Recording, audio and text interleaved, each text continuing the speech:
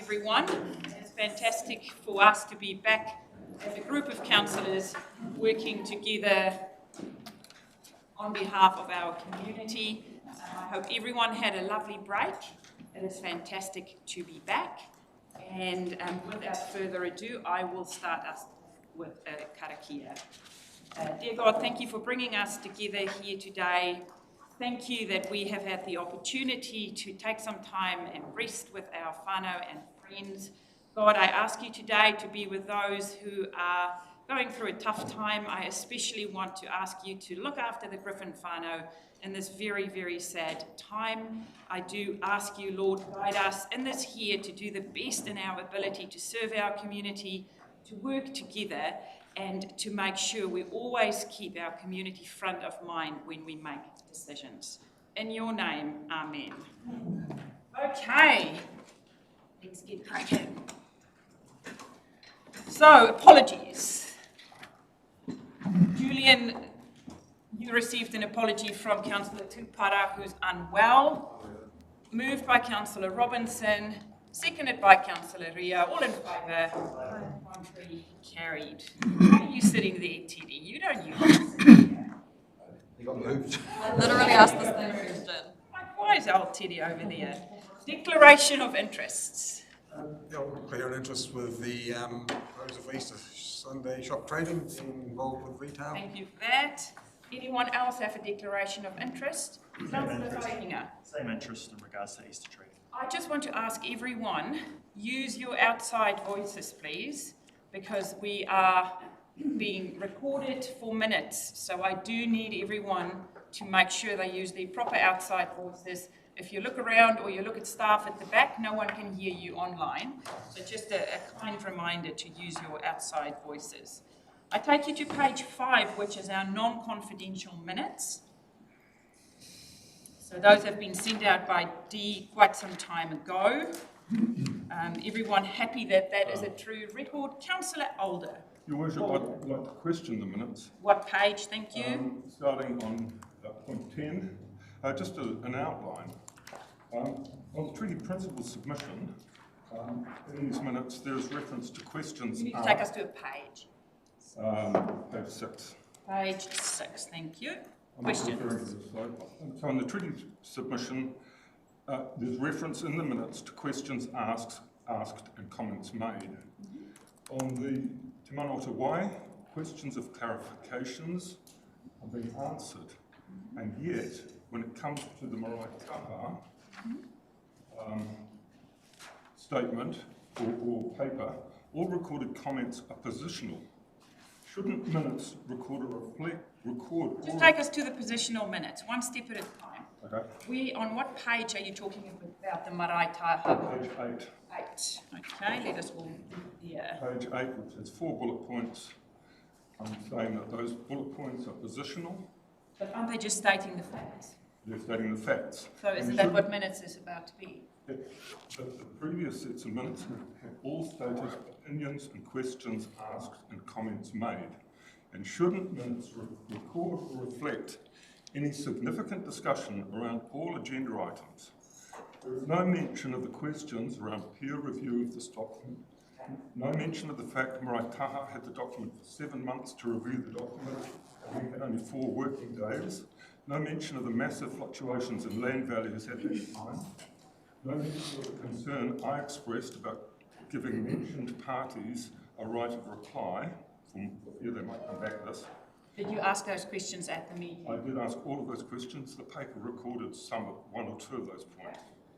I would also like to point out what I hope is a grammatical error around the ownership of the land. It's in there suggesting that ownership is with Marae Taha, not the council. Where's the... That's bullet point 4. Bullet point 4.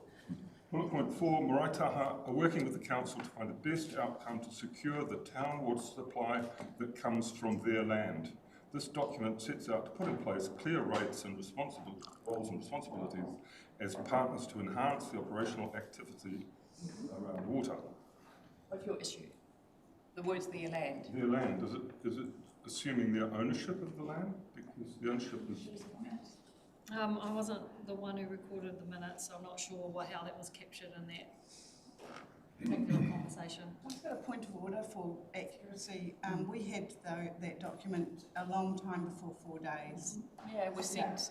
It Because was I sent- attended It was the- sent out and we got an email. It was sent and put into our docs on tap at least 10 days before the meeting for that reason, so that you'd have time to read it. I'm sorry it wasn't brought to my notice. It was, but you missed the notice. It was because Julian sent it out to everyone. But it doesn't matter. Thank you for bringing that up anyway. And I just also wonder if that water supply should be that comes through the land, the water pipes that travel through the land of Maraitaha. That's the area of dispute. That's what that's referring to. Just wondered if it did. I'm just saying it's a little bit ambiguous. The traditional land? Yeah, maybe the traditional, yeah. I suppose for help with clarification, I can say that Puhikaiti is my land. It doesn't mean that I have ownership of it, but it is the land that I come from. So in this case, in that line where it says Maraitaha land, does not necessarily mean ownership. It doesn't specifically say ownership, but just because I don't own it does not mean that I'm not from that. Yeah, that's how I interpret it too. Councillor Wharehinga. Thank you very much, Your Worship. I'm happy to move the minutes. I'd also like to remind us too that the discussion, we're not supposed to have discussion on the minutes. We're only supposed to be checking them for correctness of what was debated in the conversations that we had at the last meeting. So I'd hate for us to start unravelling the things that we were talking about at the last meeting. I hear what you're saying, but Councillor Alder did have issues with, he feels, the accuracy of it. So that's what he tried to Accuracy and lack of reporting on the discussion around it. I understand that, and that was going to be my next point. The next point in regards to follow-up actions isn't accounted for in the minutes, it's accounted for in an action register or an undertaking from the staff to come back to us to answer those questions, which we are well aware of. And that undertaking, as far as I can recall, was given at that time. So happy to move the minutes. I'll second. I'm happy to move and accept that, but I also hear what you're saying, Councillor Alder. You've raised it a few times, and I just want us to be mindful. Either we have minutes that are really sparse, and it just states, to me, I prefer that we state, this is what we discussed, because we cannot, and because minutes will be 400 pages, and that's why we are live streamed, and there's a record of what was said.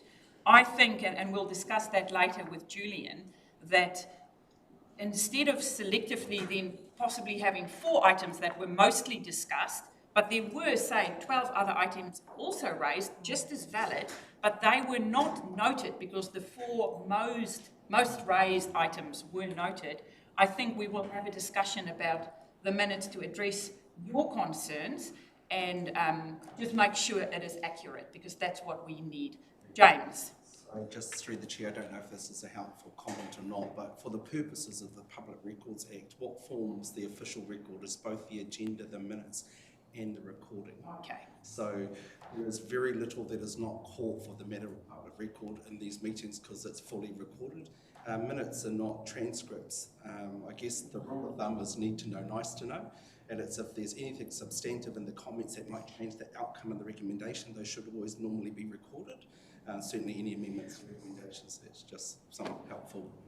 And the point of accuracy is that the minutes that are recorded that in here in front of you are accurate. It's what I'm hearing is around the balance of the points that are raised on balance to the other papers. On that. Because in that area there might have been 25 points or questions asked that day, and the 4 that probably featured the most were recorded in the written minutes, but everything is recorded. But I note what you say, Councillor Ward. Thank you. Councillor Parata. I think potentially it might just be worth, for the sake of minutes, is that when there are a point or 2 that are contrary to what the majority believe, maybe that's what's worth noting. Because a lot of what we say, most of the time, it all fits in the same sort of categories like I said before, but every now and then there are 2 or 3 outlying points and there are different perspectives. Maybe it's those things that potentially should be summarised and captured, just so in the minutes it shows a contrary view perhaps Fair point. And we will have a discussion with Julian to Councillor Telfer and then Councillor Cranston.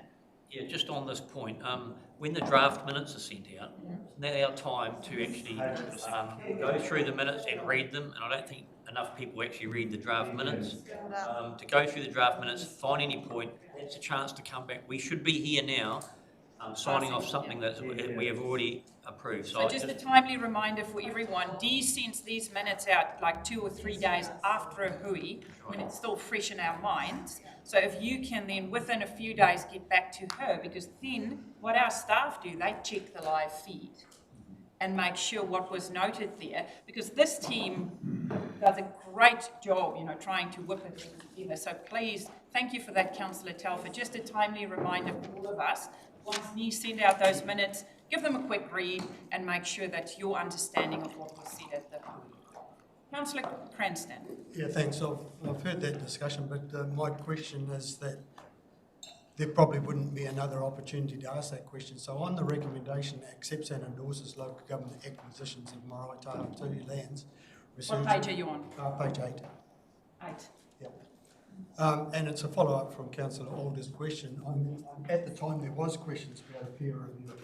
So I just would like clarity on what accept and endorses means to council.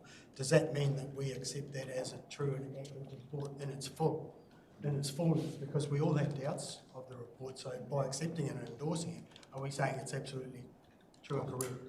And as it should? Can I just talk about process before we go anywhere? Can I pass the minutes?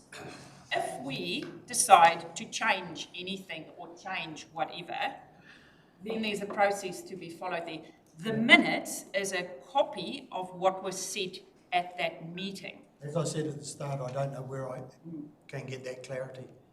So can I just pass the minutes? Situation. Can I just pass the minutes just as the record, because that is what we're doing. We're not. And then can I ask? You asked the question of the CE. Right. Yep. Tapai, all in favour? Carried. Great. Okay. Let us. So we will take that up. We will discuss this later, because I hear what you're saying. I'm just trying to stick to proper process, and then we will discuss that. Action register, page 13. So that is coming up later in the year, in March. Thank you for that, Gary.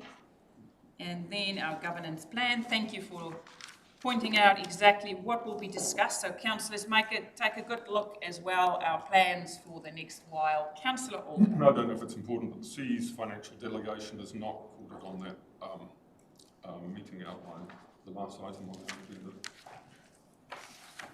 Is it not on the... It's not on that list. Thank you. On the list. Thanks. If you can please take a look while we get there and just make sure. Well, sorry, through your worship, the governance work plan doesn't necessarily reflect every Thing that's done. item that comes up where there is a need to address it I just outside. wondered if it was a method of recording. Thank you. Okay. Leave of absence, none. Acknowledgements and tributes. Councillor Parata. Tēnā tātou, I just wanted to stand up and acknowledge the passing of Papa Bill Burdett and the enormous contribution that he's made to our region, particularly to the coast, the Whakarua Park Board, to Ngāti Porou East Coast, and may he rest in peace. Thank you for that. Anything else? Okay, councillors. Public input and petitions. I'm going to welcome Mr. and Mrs. Elmers to the chambers here today. Thank you for sending through the document. All councillors received that. They had time to take a good look beforehand. Don't make yourself at home. This is really informal. You can sit or stand. There's some water. Make yourself at home. The process is that you've got about 5 to 10 minutes. You can share your thoughts with us. You can take this as read. You can come have the opportunity to read this. And then we're going to ask some questions. No one will debate anything. They can only ask questions to clarify what you told us today. then later council can discuss this at a later point, just like we will discuss Councillor Cranston's question. The floor is yours. Thank you, Andrew. Thank you. So good morning. My name is Andrew Elmers, and I'm practicing my outdoor voice. Good. So I've read this report, the Mahatahi 2 lands presentation that you got last year.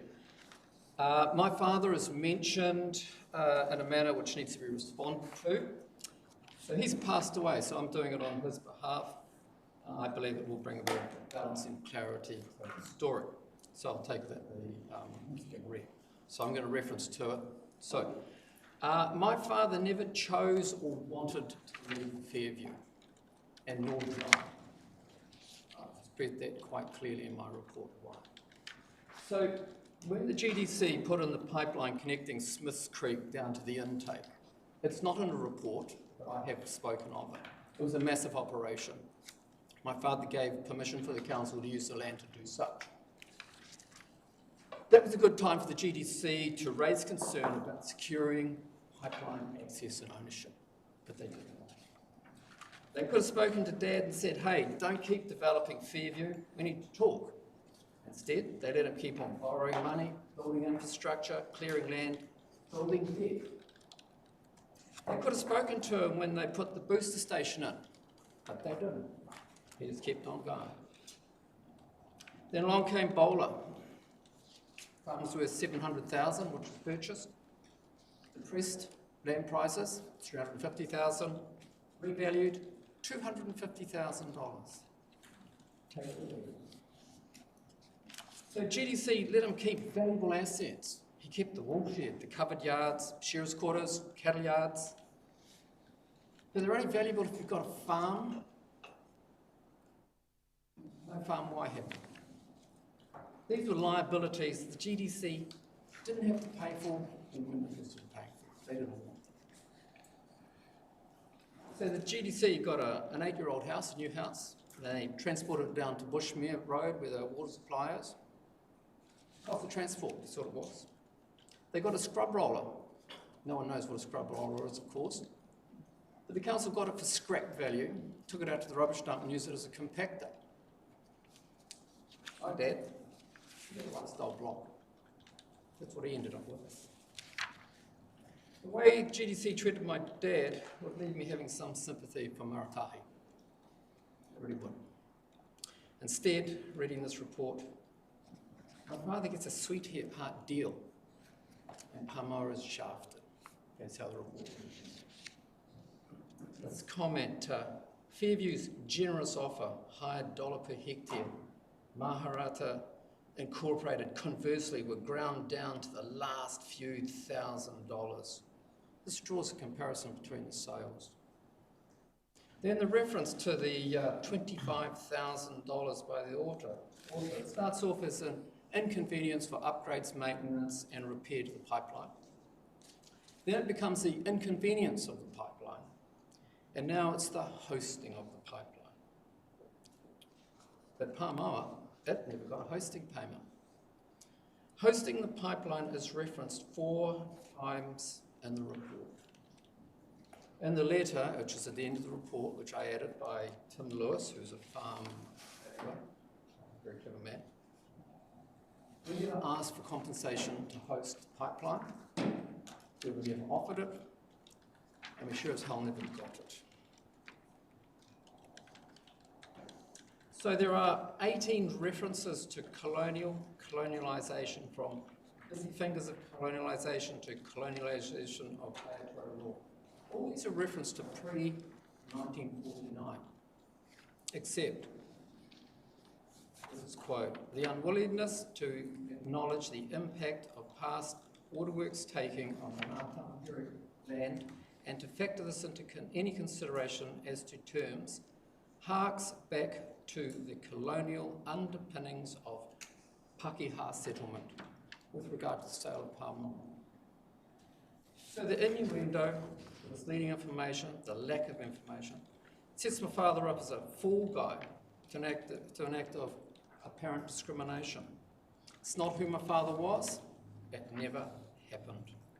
It's a pretty mean-spirited way to treat someone as a bit of collateral damage for your greater cause, as per the law. So I'm pretty unhappy with the way my father's been portrayed and spoken. A couple of other little things. The comment about Selwyn Smith, the evidence suggests his decision to sell Fairview 9 months was directly related to the taking. Well, it's pure speculation. And I know for a fact it's not true. But it does make the council look like bullies. And then the comment, the perception has endured long after William's retirement, terms taught by Elmer's in '88, for his goodwill and inconvenience for hosting the dam line for 25 years, suggests the property owner did not share this common understanding. Once again, these are twisted words, but it adds to the narrative that Harold Williams was a problem. He wasn't. He was an extremely clever man. He got water from up there down here very, very well, very efficiently. He may have had his faults, but he was an excellent engineer, and Gisborne was lucky to have him. So I'm also concerned that this report may be accepted by GDC as a true and accurate account of this historic passage of time. And in quoting the Gisborne Herald with regard to this meeting, and it comes from other people involved, as the council have become more aware of now and acknowledge the wrongs committed by their predecessors at the council, moving forward, there are some wrongs to be made right. If this report is taken as a trusted document, it would be misleading. So I ask of you, of the council, is like, with my reply, will you acknowledge the report has some shortcomings? And if so, what actions will you take? Thank you for the time. Any questions? Thank you, Andrew. Questions, councillors? Questions of clarification? I farmed through the 80s, borrowed a lot of money. If at the end of the 80s I've been forced to sell or sold, I would have almost zero equity. What situation were you guys in, equity-wise, at the end of the 80s?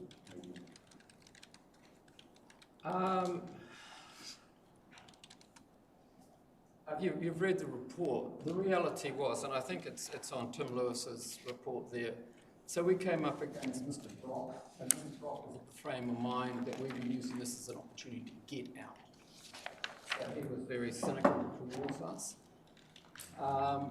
He also read the report. I went to one of the meetings.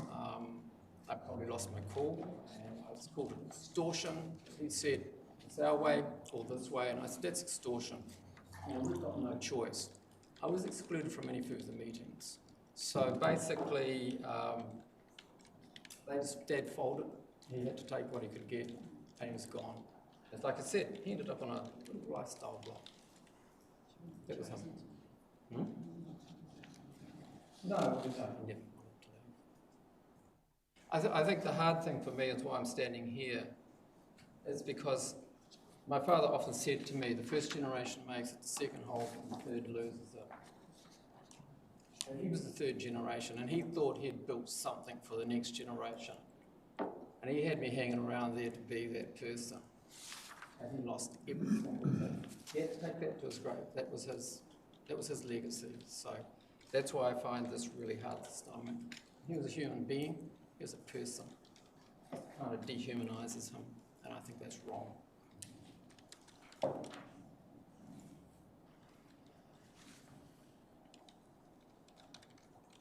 more questions, councillors? Councillor Tēnā koe, Mr. Elmers. I can appreciate the mamai that you feel for the reason that you're present today. I wonder if, as a result of what you've just explained in terms of the being cut out and being forced to a decision, according to legislation and movement by the then GDC, you can empathise that that's actually also the same situation for marae taha that they experienced regularly in their engagement with council and regulations concerning their lands in order to make the water system what it is today. question. Yeah, that is the question. My question is, can you empathise, the very reason that you're talking about today in terms of your experience, can you commiserate too with that the laws did the same thing to marae taha in the past? think you mentioned that I in your did speech. say yeah. that I had some sympathy for the way you managed, but if you had read in my report, when Cyclone Bowler hit, we were at the end of the road. We were the only people living up there. And I suppose the difference for me is our legacy was our home and our future. We don't have it anymore. You guys still do. And you have people fighting for you, and you have various advocacy and lots of things and lots of sympathy. We just get swept under the carpet. Now, to be honest with you, this happened a long time ago, and I put it behind me because I'm not interested in looking backwards. I want to look forward. I don't want to be a victim. But it came after my dad, so that's that. That's what I'm trying to say. Any more questions? If not, Andrew, thank you for, I know it must be painful for you also to come and talk to us, and you know what I mean, it's yeah. But we will discuss, like Councillor Alder and Councillor Cranston had some questions as well, and we will discuss what you told us today and see where we go. Do you want to keep this? This is what That I would be spoke good about. if I can keep I that. did Then add to it a little bit. that's all good. That's great. Now, do you wish us to You can go, it's a public meeting, so you can stay for the whole day, but you might want to go and get good coffee. I'd just like to thank you very much for the opportunity to speak. And it was quite nice because this has been bubbling away for 40 years, so I'm quite pleased to have the opportunity to speak to you. Thank you. Thanks a lot. Thank you very much. Take care. Thank you. Take care.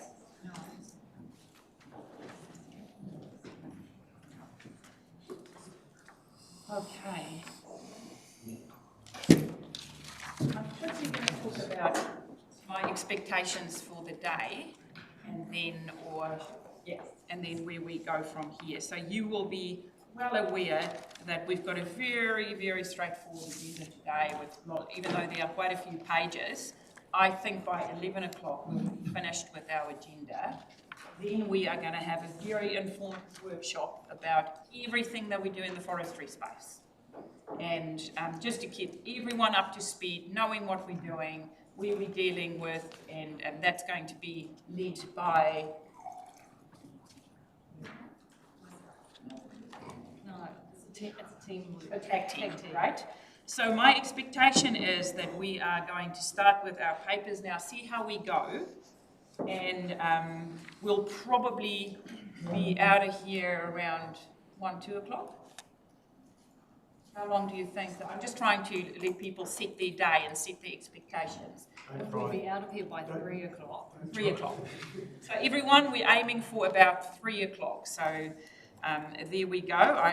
After she said that, I might need another coffee. But no, just without further ado, we are going to go to our Easter Sunday shop trading policy. If there are councillors that need to go early, you need to tell me, because I do need some councillor-only time, just some discussions and stuff that we need to do. So if you have to go early, we'll talk about that. Charlotte, welcome. Happy New Year to you. Councillors, page 17. So we are going to talk in the next little while about policies and what we will consult on and how it works. The floor is yours. Keep it very brief on this one. So basically the policies up for review, we're required to use special consultative procedure through the legislation as part of that review process. As we've mentioned in the report, in terms of, I guess, the scope of the policy, it is very limited.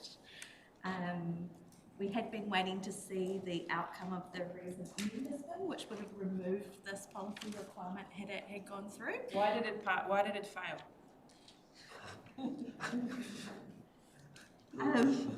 It didn't receive enough support to go through to the next stage, so they've stayed with the status quo, which is every territorial authority decides whether or not in their district or part of their district should be given the choice that aren't given the choice otherwise through the legislation to open. So the choice remains with each territorial authority instead of having a national rule. And they didn't make any amendments to how that policy framework works either. So we're required, it's one of those ones similar to a bylaw where we have to review it every set number of years, etc., etc. So we're kind of at that period. the way the policy is drafted, it's about providing choice. It doesn't require shops to open. And then under the legislation, employees have specific rights around Easter Sunday as well. We have proposed a bit of a different approach instead of a hearing for you to consider around the chat with councillor approach. If you prefer to stick with the hearing, that's fine, just let us know. We will amend that in the relevant documents, and that's probably about it from me. This one. Okay, page 17, Councillor Wharehinga, Cranston, Parata. Speak once, people, speak once. Thank you very much, Your Worship. I'm comfortable with the paper, but I did just want to ask in regards to the chat to councillor part, replacing the hearings. I like the chat to councillor idea. I think that's great. The only part that I'm kind of struggling with is, for me, having a delegated committee there to kind of be the hub of collecting all of that kōrero and bringing that to council. And yes, I want to be informed via the chat for councillor part, but I struggle to think about how we could formally collect all of those channels. That's the part that I struggle with. I like that there's going to be note takers at the chat for council kind of parts, but then how is the weight and the validity of all of that weighed up against each other? I'm just a little bit worried about that part there.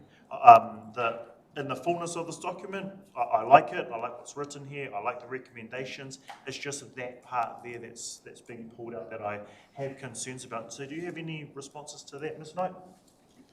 So there are some other councils that have tried this approach, and in terms of how they've done it, in terms of the note-taking, etc., it is similar to the hearing, and where that particular delegated committee weighs up the written submissions and then the verbal submissions with the notes around that. In terms of that, then through that deliberations process to then come to that recommendation back to council based on what has been heard and in terms of the written submissions. So in terms of the balance and how that process works, that's very much through, I guess, the panel's process and their what they choose to put weight to in terms of the recommendation they put forward to the council. Hopefully that answers your question. So just supplementary, just a point of clarification. So you're saying that the councillor, the chat to a councillor sessions are going to come to the hearings panel for deliberation? Yeah, so they would be included in that deliberations report in terms of how. Yeah, and the notes from that would be collected. Because the other part is I worry about the consistency of hearing this conversation, and all of it being collected together and then being deliberated by the panel when they're not there to witness the fullness of the conversation. I'm struggling with that part there. I feel like if the hearings committee are going to deliberate anyway, we may as well make that a hearings. But that's so. I'm happy with this. I'm not entirely sold on the not having a pole in the ground, which is our hearing part of it. So that's my position. Thank you very much, Your Worship. Thank you, Councillor Parata.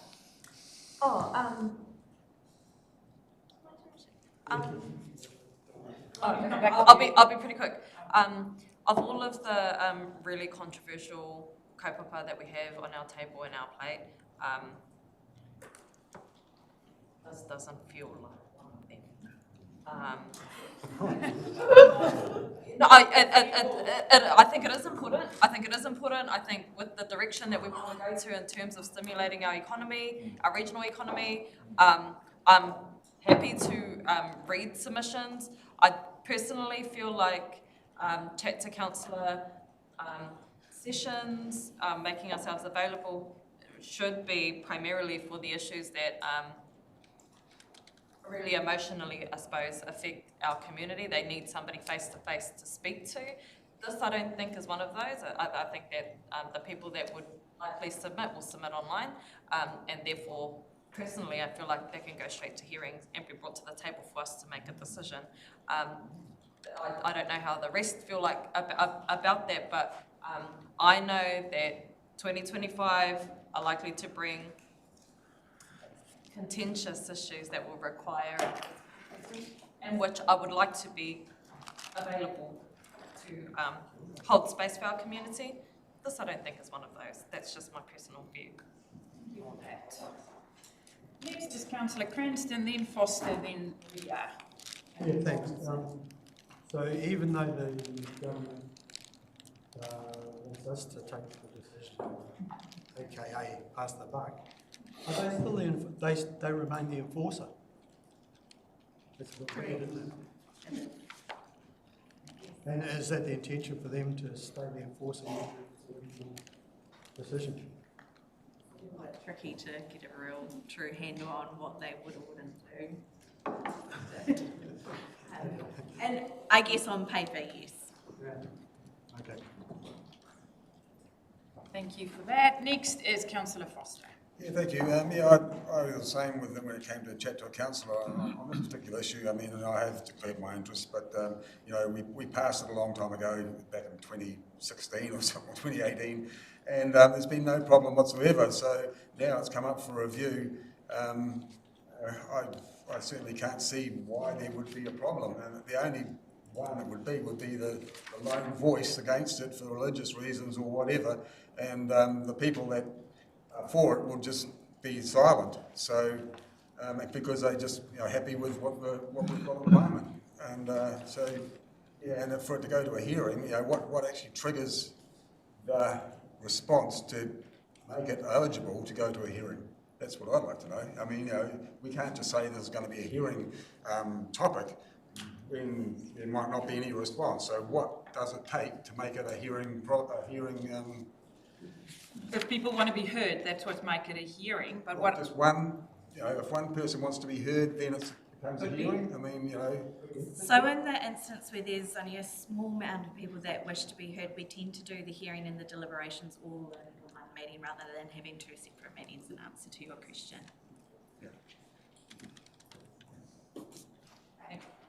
Thank you. That's my notes. AR. Who is AR? You are AR. Good. Thank you, Your Worship. I'm in support of point 1. I also tautoko point 2 that if we need to have a hearing, let's have a hearing. If we don't need to have a hearing, let's not have a hearing. It's something we've constantly done. It's been supported by our community. It promotes our economy. I suppose just for the chat to a councillor, just on that specific part, that I do think it's a really good idea. I was able to attend the Local Government New Zealand Awards, and where another council had a take or a kaupapa come up, and they went out and they did cup of tea with a councillor. And it was about offering the community who wouldn't necessarily do a written submission or an email another avenue to come and engage and give their thoughts and whakaaro, because some of our people aren't written people, they are verbal people, and so it's easier for them to come and sit and have a cup of tea and get. So I see the value in chat to a councillor, and I think it is a great, we have to start somewhere to start growing that seed that actually this is an option for our community and those who don't usually engage. But for this particular thing, given that Easter Sunday is happening quite soon, I'd like to get it moving as quickly as possible. Kia ora. Okay. Tony Robinson. Thank you, Madam Chair. So a little bit touching on my fellow councillors' points around the have a cup of tea or talk to a councillor. Is that an avenue which is legally viable under the special consultative process? Correct. So the point in the legislation is about giving people an opportunity to make verbal submissions. Right. So it's not prescriptive around how you do it. Second thing is, and I think Councillor Wharehinga really alluded to this, is how do you capture accurately the different perspectives that I might receive someone's kōrero, and Councillor Foster may receive someone's kōrero. We might interpret them differently, and that might then, how do we capture that and bring it to a hearings committee? Do I rely upon Councillor Foster writing down everything that's said to him accurately, or does his own personal flavour change that? I mean, that's the bit that I find very challenging. I do love the idea of having a pre-consultative cup of tea corridor, because that really stimulates conversation and engages and educates us as to issues within our community. Not particularly this Take, because it's not particularly high, but on the big ones, and we know there are some big ones this year, I would much prefer that be part of the process and then it come to a formal hearing. But us engaging with the community on big issues through this process, but not as part of the consultative, because how we capture that and then feed it in properly and accurately, I find really could be arbitrary, and we can't have an arbitrary process.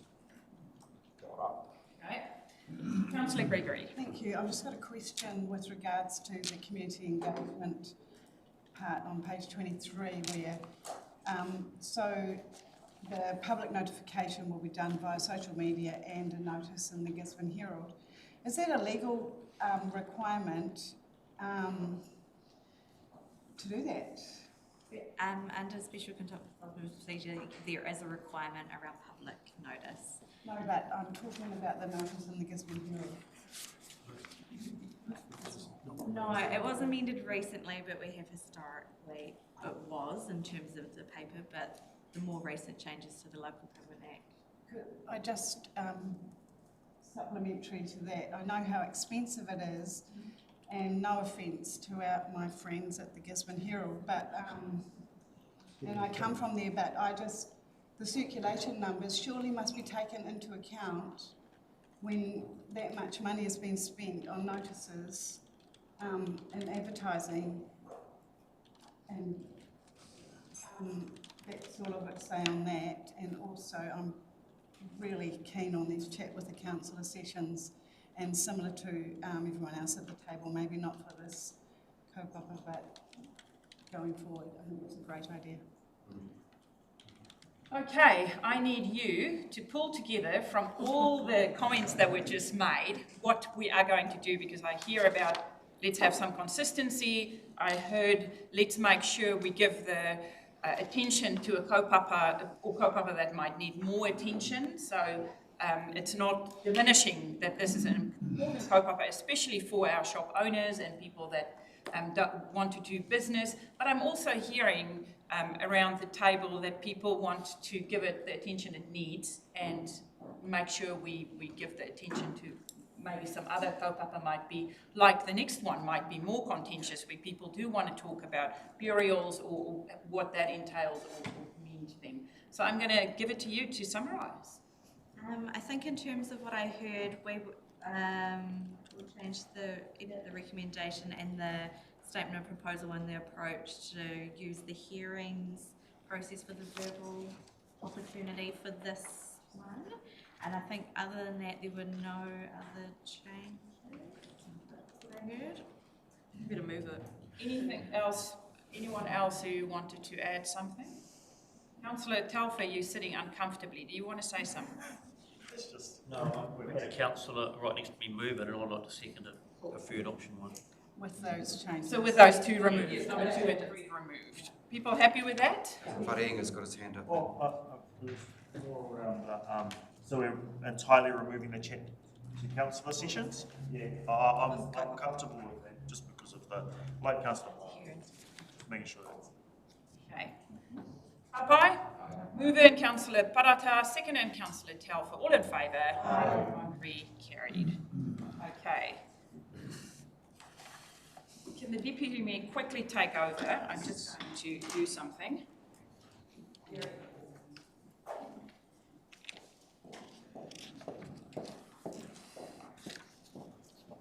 Right, councillors, I'll move us to page 34, which is the Cemeteries and Crematoria Bylaw to consult.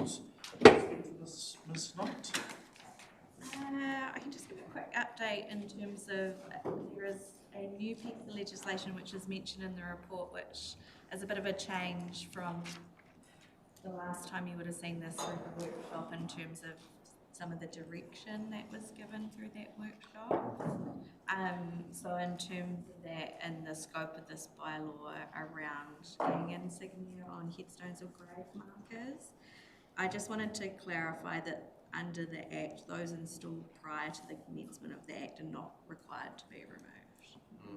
Just to be clear around that. In terms of the consultation approach, we had put in the same suggestion around chat for councillor. If you'd prefer to change that to hearing, happy to receive that feedback. Up to you how you'd like to do that. That was the only real update that I've had since we last talked about this. Right, thank you very much, Ms. Knight. Any questions, comments? Councillor Thompson, Councillor Robinson, Councillor Older? Yes, thank you. Yeah, well, I've gone through all those proposals and I'm happy with them all, bar proposal 4, C. It says you're not allowed Page number? page 41.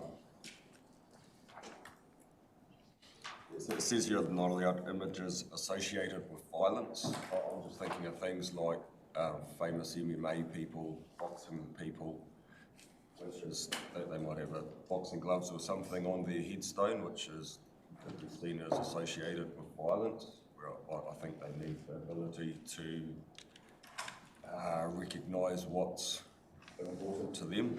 So I just hate us to pass this and something like that to be not allowed. So I've just got a few queries, read that. And my other question is in regards to the legislation changes. Does that mean that being in signatories not allowed? So that's outside of our, this is existing. Unless the only exception under the Act, under the section is for headstones that are already in place, that already have insignia on them. So that removes it from our decision. From our purview, yeah, correct. So, yeah, I'm just not sure how we're going to address the images associated with violence. Do you want to explain the...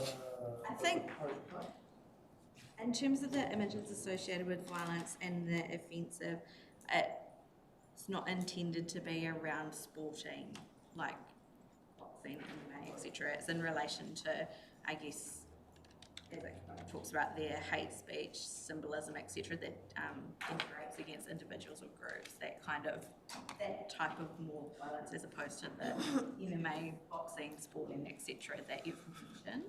Are we able to add wording? We can clarify that. Clarify that, because I'd hate someone's perception and have it not allowed. Yeah, we can put a little note, not including sporting. Okay, thank you very much, Councillor Thompson. Councillor Robinson, Councillor Older, then Councillor Clark. So I'm at the same paragraph in the image of violence that I thought about was a pig hunter.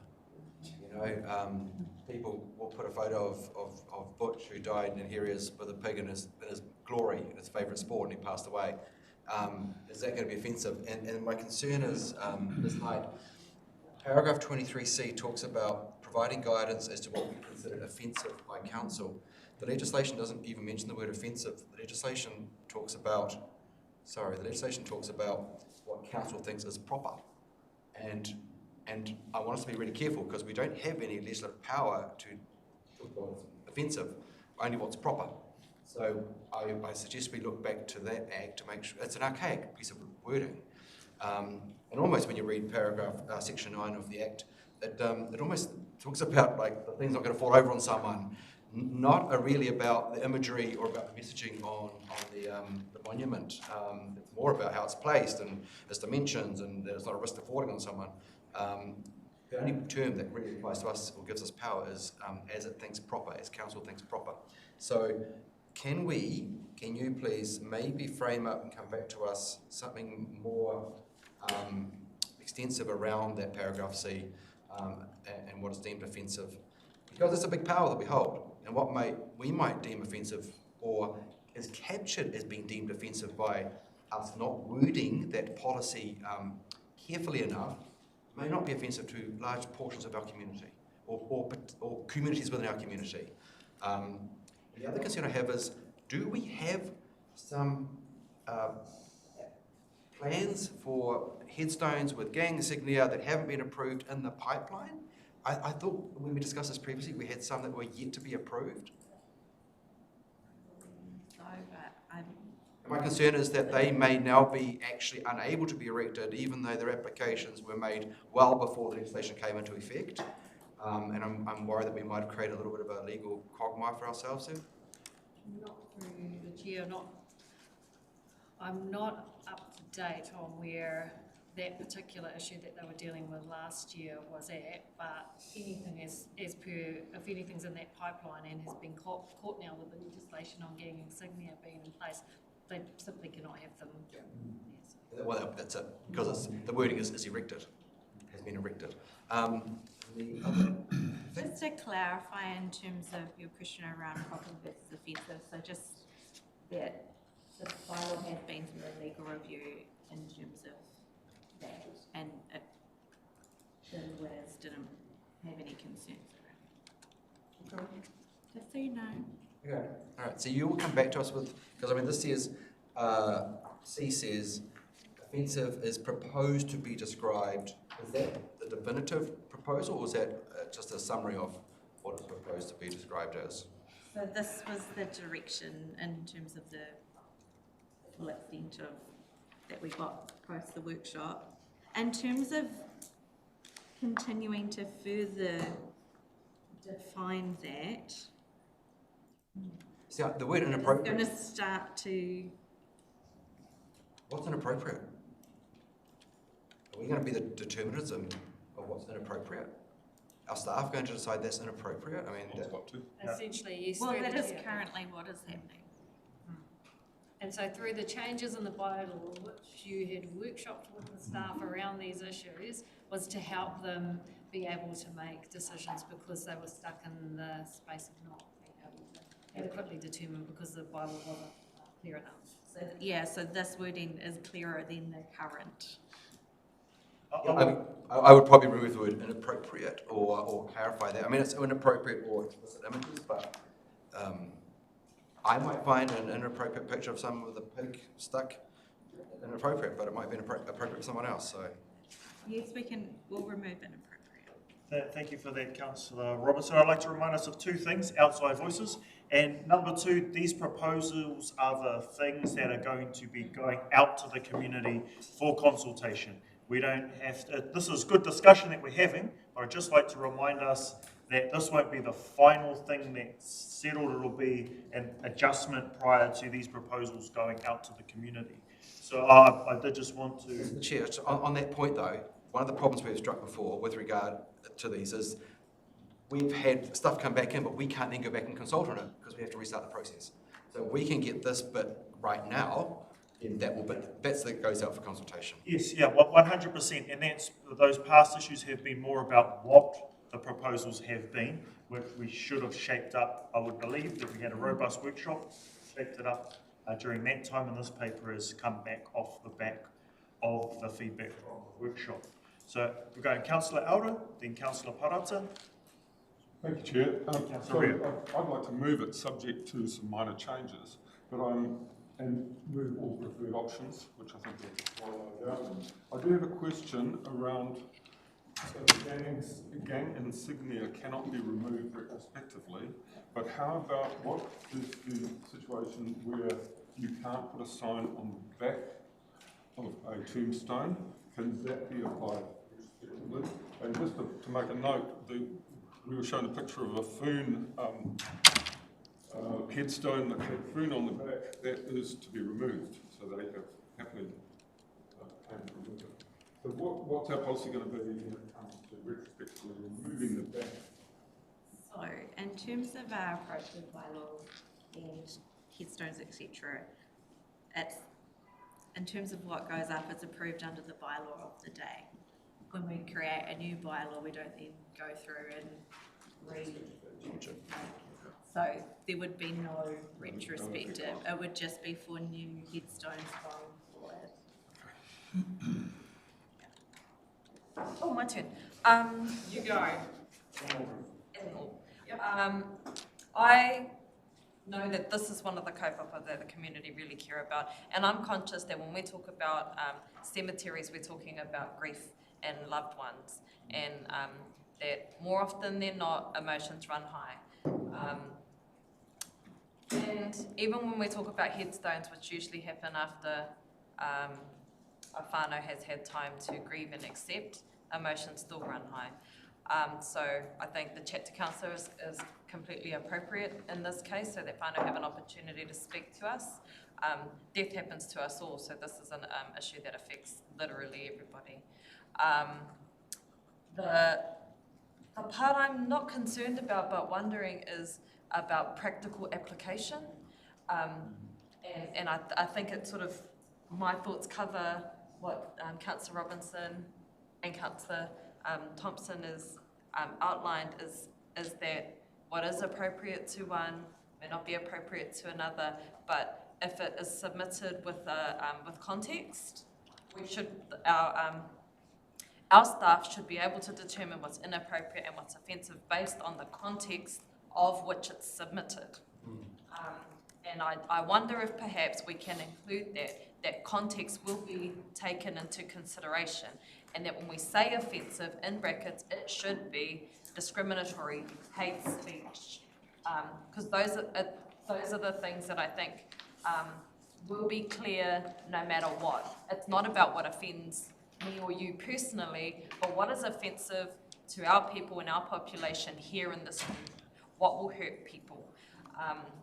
And that will be, a practical assessment will be taken by council based on context. That's sort of my helpful feedback. Otherwise, council order moved it. I'm happy to see it on you. Councillor Ria, thank you. Thank you, Your Worship. Mine's around the same thing. So part 12, page 115. Point 55, offensive articles. No person will bring, and I clearly remember talking about how too open and too wide this particular statement is. No person will bring into or exhibit in any cemetery or crematorium any article that is a nuisance or is likely to be a nuisance or is offensive or likely to be offensive to any other person. The any other person is the part that I have an issue with, because we've, like everyone has already said, we all take offence to different things. So I think that to any other person actually needs to be removed, and then a reference to offensive guidelines that Rawinia has just stated, because that does say to our community that if you don't like it, you can make a complaint about it. And it leaves it too open to each person's individual likes, dislikes. And it doesn't keep the staff safe, because if they don't have proper guidelines, again, they're just dealing with complaints because the policy is loose. What are your comments on that, Charlotte? That's fine in terms of removing the to any other person, and in terms, we've already got the feedback around the definition for offences, so make sure that's updated at the front of the bylaw as well. Can there also be in the, because we will list gang patches, but can we also say that this is illegal, it's a legislative requirement? Like, it's not just the council saying you can't put a gang patch on your, it's a law now, that was discussed with Tiri. And just finally, I just want to refer back to, because we received an email this week in regards to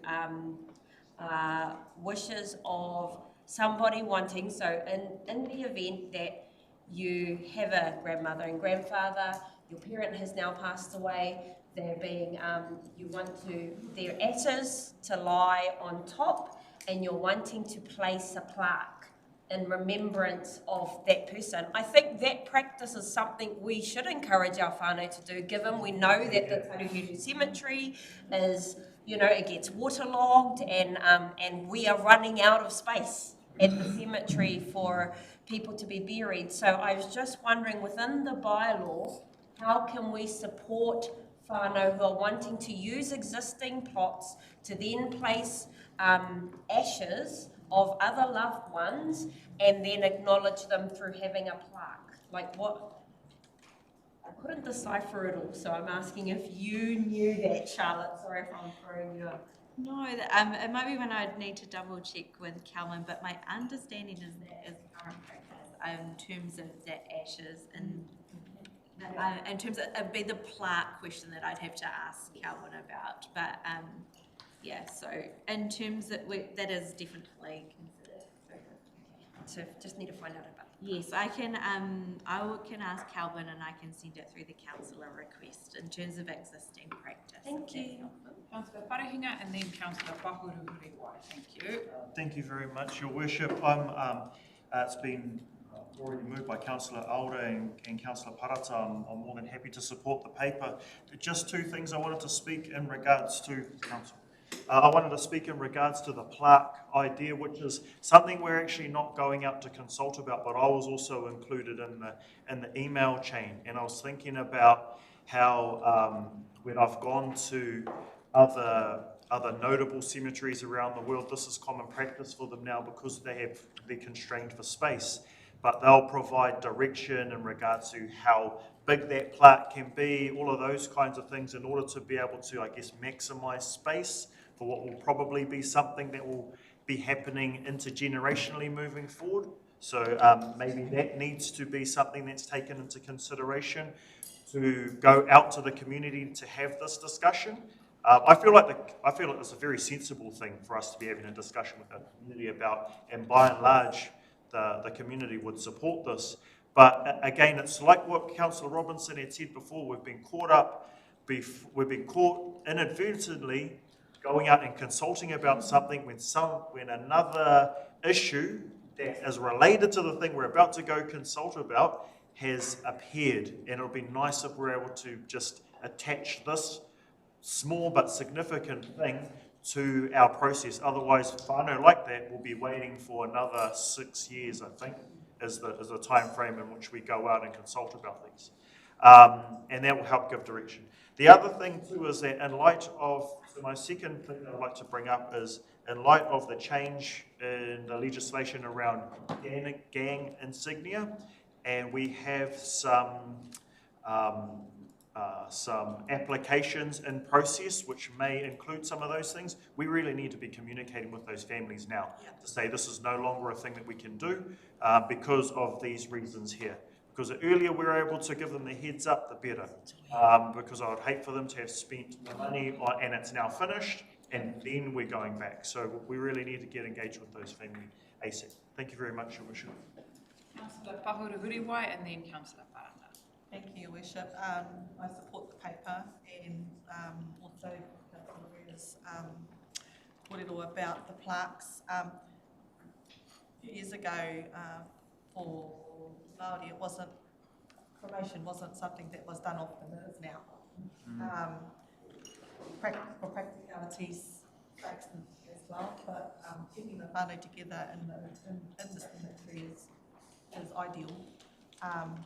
And brought about too by the fact that the water table's always going to caused massive grief for a whole lot of people, and this is a way to help get them in a good time frame. My question is around, like a lot of the discussion focuses around Tairāwhiti, but we have other public cemeteries, Karakia Bay, Tokomaru Bay, Patitahi.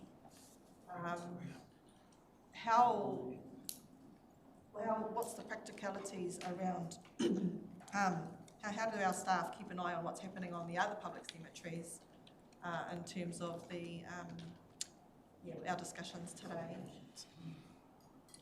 Do we have staff at all of those, or how does that happen when there's an unveiling and something goes up, a headstone goes up at the other cemeteries? How does that happen?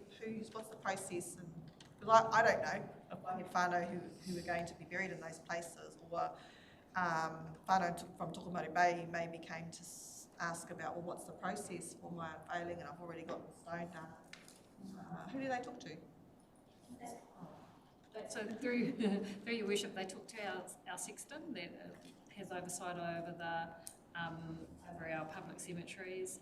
Some of our team will go up there and help prepare the graves. So it is managed from here by our person that oversees the Alliance government. I think it's the one will go up. But we approve the headstones, we don't need to be there for them, but. Yeah. Thank you for But can I just make a comment in terms of the ashes, that we do permit that, maybe it's not as clear in the Bylaw. Yeah. But we've had up to 5 ashes in one plot, just around the park, so they need to be not. Do you have a fee for that? Don't speak before I've had a go, because you have had a go. So are you still, you do your supplementary, then I'll have a go, and then Councillor Parathan Robinson can have a second tiny little go. My supplementary was that question that Councillor Robinson just asked about the cost, please. The cost, so is there a cost for putting, what you pay for your plot, Phone a right? friend on that one, Phone a come back friend. to you on that. Oh. Don't have it off. Okay, well, that's good too. So I obviously missed the beginning, so I don't know if it's been asked when I was here, but there was little bits touched on it with people coming in saying, take a look, the sexton might take a look, or whoever a headstone is done. But is it really, are people aware that they need it signed off somewhere? So my question is, are we actively talking to the people who make it, like Evans, and they know that they advise? Great. Papai, fantastic. That's all I wanted to know. Councillor Parata and then Councillor. Thank you so much for allowing a second question. I know the rule is one turn over. Here you go. But I just wanted to pick up on, or maybe an extension of Councillor Ria's point about what is offensive behaviour. I think it's also worthwhile putting in what is not offensive behaviour. And the reason I say that is because so often children are considered to be nuisances, but they have a right to be in spaces like cemeteries as well. And I'd say that because I've been in places before where children who are just making normal children noises, who are not being disruptive, but are making normal children noises, are considered, a nuisance, but they have a right to be there too. So even if it's just a sentence to say, in brackets, children being children, not offensive, we will not entertain complaints. There's a difference between children jumping all over headstones and that kind of carry on, but kids that are laughing and playing and sitting on the side right next to their parents, that shouldn't be considered nuisances, but I have heard of instances where that can be bothersome to some whānau. But I think it's just, we need to make it clear that that's not one of them, even if their happiness bothers you. Sorry, through your worship.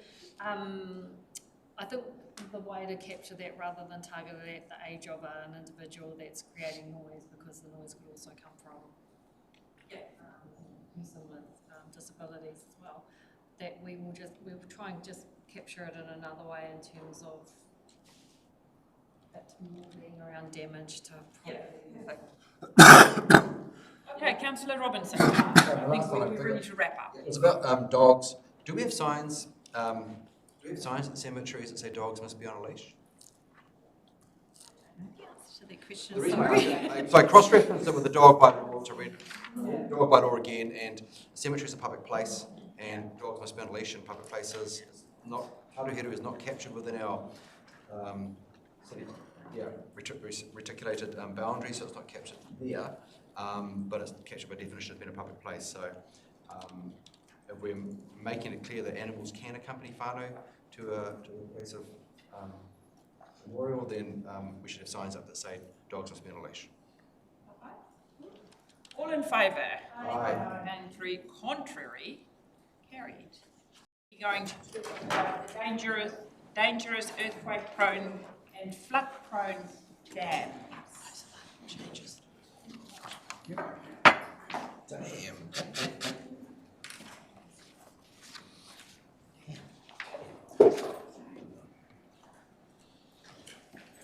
Thank you. So while Tesla's handing out the printouts, I take it all as read, and then we will open the discussion soon I'll just wait if Tessa, did you wanted to wrap it up for us, Tessa, just like a 1 or 2 minute little summary, and then I can open the floor to some questions and queries. So the floor is yours. Thank you. This paper is seeking adoption of the dangerous, earthquake-prone and flood-prone dams policy that was adopted consultation last year. There were no submissions received. So no changes were made to the version that you received in your paper. We had some late discussions with Watanga Mahaki. So there are 2 changes there tabled. Their concerns were to know what the level of risk of dams around Tairāwhiti is. So that's where the new 15, clause 15 comes. And then they also wanted to know how they would know in the future if there was an increased risk, and so that's where the change in 9.8 comes. So it's just the notification clause for 9.8.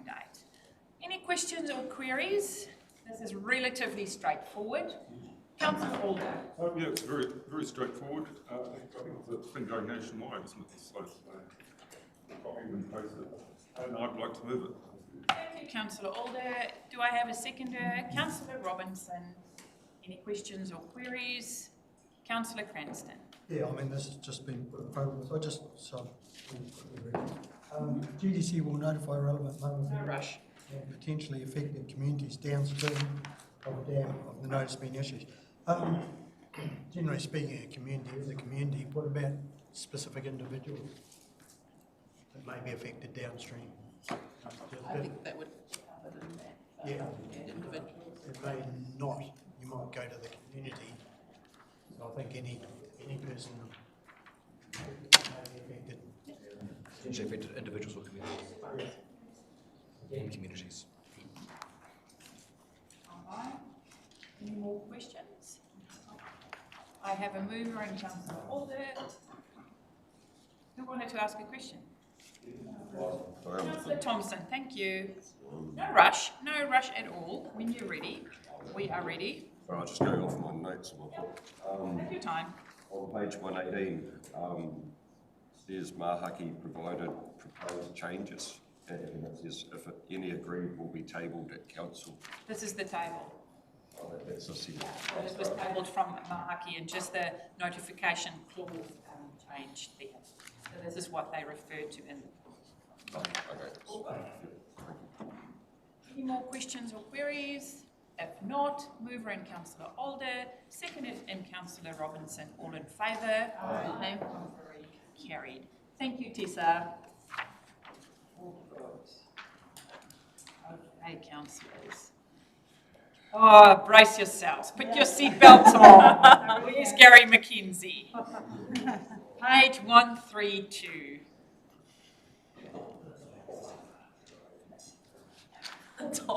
This is a discussion which people always find very interesting. Maybe because we're all pet lovers.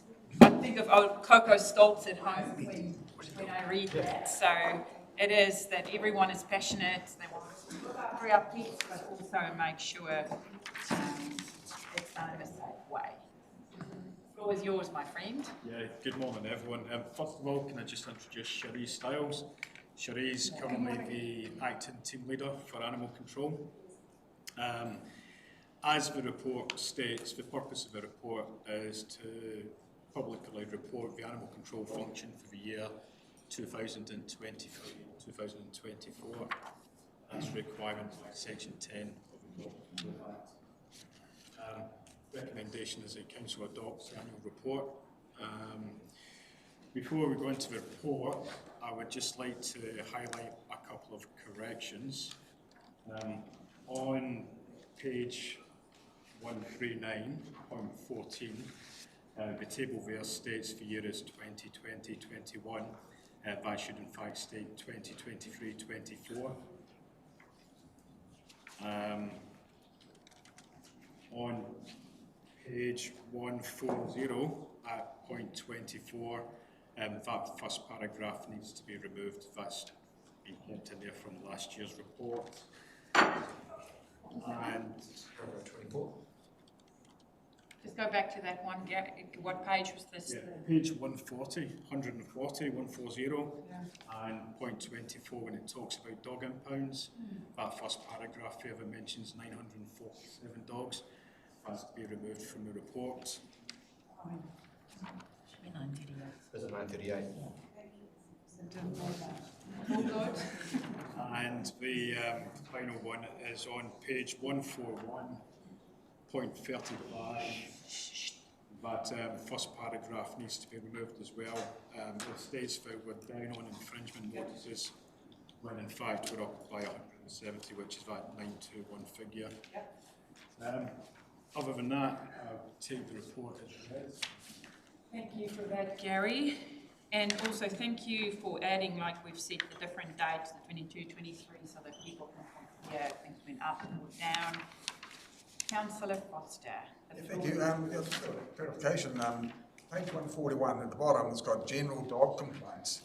And, you know, it's not actually all those ones above it added up. It's separate. And so in 23-24, we've had 1,825 general dog complaints. That's a lot of complaints. What you know, is there anything? What would be the general complaints? What kind of complaints are they? Yeah, I think they vary, but the main complaint we would get would probably be for roaming dogs. Roaming would be number one. Yeah. But you've got roaming dogs up here, and that's 616 down from the previous year. So I kind of thought general dog complaints might have been the combination of all those welfare, barking, all those other ones. But when I added it up, it didn't come to it. So I thought on top of that, you've got all these dog complaints. So is that still true, or is it a I'm looking at the chart at the bottom of 141, and you've got dog attack people, dog attack animals, rushing at people, and all that. And at the bottom, you've got general dog complaints. You know, and I thought maybe that might have been a combination of the top ones, but when you add them up, it's not. So it's general dog complaints, not a tally of dog attacks, rushing animals, roaming dogs, barking dogs. You see the bottom one there. Yeah, I see that. But the numbers don't add up. Yeah. So is it not? Is it supposed to be the tally? If it's separate, then you know you kind of think, gee, there's some major problems out there with dogs. I can't answer that one because I didn't put that graph together. So just to be fair, the person who wrote the report is not here today. This is why these guys are flying a bit blind. That just became glaringly obvious when I saw that. Pauline. So just clarification, and I'm just understanding so we can find the proper information. On point 35 on page 141 is infringements that were notified. And the previous one was of all the things incidents that occurred. So they're two different things, so they won't tally up. No, but Pauline, we are all just still at number 34. What we are saying, there are problems there, dog attack, animals rushing, but then right at the bottom, the one that says general dog complaints, is that supposed to be a tally of the top ones? Or is there something, general dog complaints, which does not follow under roaming or barking? Is it like my dog giving another dog a stink eye when we drive past? You know what I mean? What is a general complaint? Yeah, my understanding from talking to the animal control team leader is general dogs complaint is separate to everything else. Okay, that is then separate, Larry. It is something separate. Other stuff. 35 a week. Yeah. No, well. This team is working very hard. That's for sure. They've been kept busy. Councillor Gregory. Thank you. I just thought it might be helpful to know, like we've got the numbers of registered dogs, but maybe there's been a rise in the number of registered dogs, which would coincide with the rise in complaints. But we don't know that because we don't know how many registered dogs there were before. Do you? I don't have last year's total to hand. Because if we knew how many dogs, you know, if there had been a rise, it would be quite an understandable, a rise in complaints could be understood. So it would be quite good to have that maybe next time. 80% increase. For next year's reports, I could actually compare from 2020, from Yeah. this year's to next year's. Yeah, I've been trying to get that information in the last couple of days, but I haven't got it, so. Good, so we can just make sure, because then we can look at a trend. Councillor Parata and then Councillor Alder. I just wanted to compliment the animal control team. I don't live in town, so I'm sure you guys are great here, but the ones up the coast are really good, are really available, are really there to educate you about your dog and about securing your property and giving you lots of chances. So I really want to compliment the animal control team that I know exists up the coast, so they're awesome. I do have a question though about dogs that attack people and dogs that attack animals. Is that immediately, what is the politically correct word, euthanized? Is that immediately euthanized? Not at all anymore, no. So if there's a dog attack, whether it's a person or another dog, if they won't surrender that dog to GDC, we will seize that dog. So they do have the opportunity to get it back, but they have to have a fence inspection done. They have to have everything in order to get that dog back so that their property is secure, so that the public is safe. Yeah. Okay. And they also have to have their dog desexed as well. Yeah.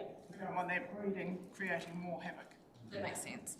In the event that those owners cannot meet the minimum requirements to have their dog returned to them, then what? Well, they have the opportunity for it to locate to another address, being a family member if they really want to keep that dog, but we can't hold it forever. And we'd have that discussion with them.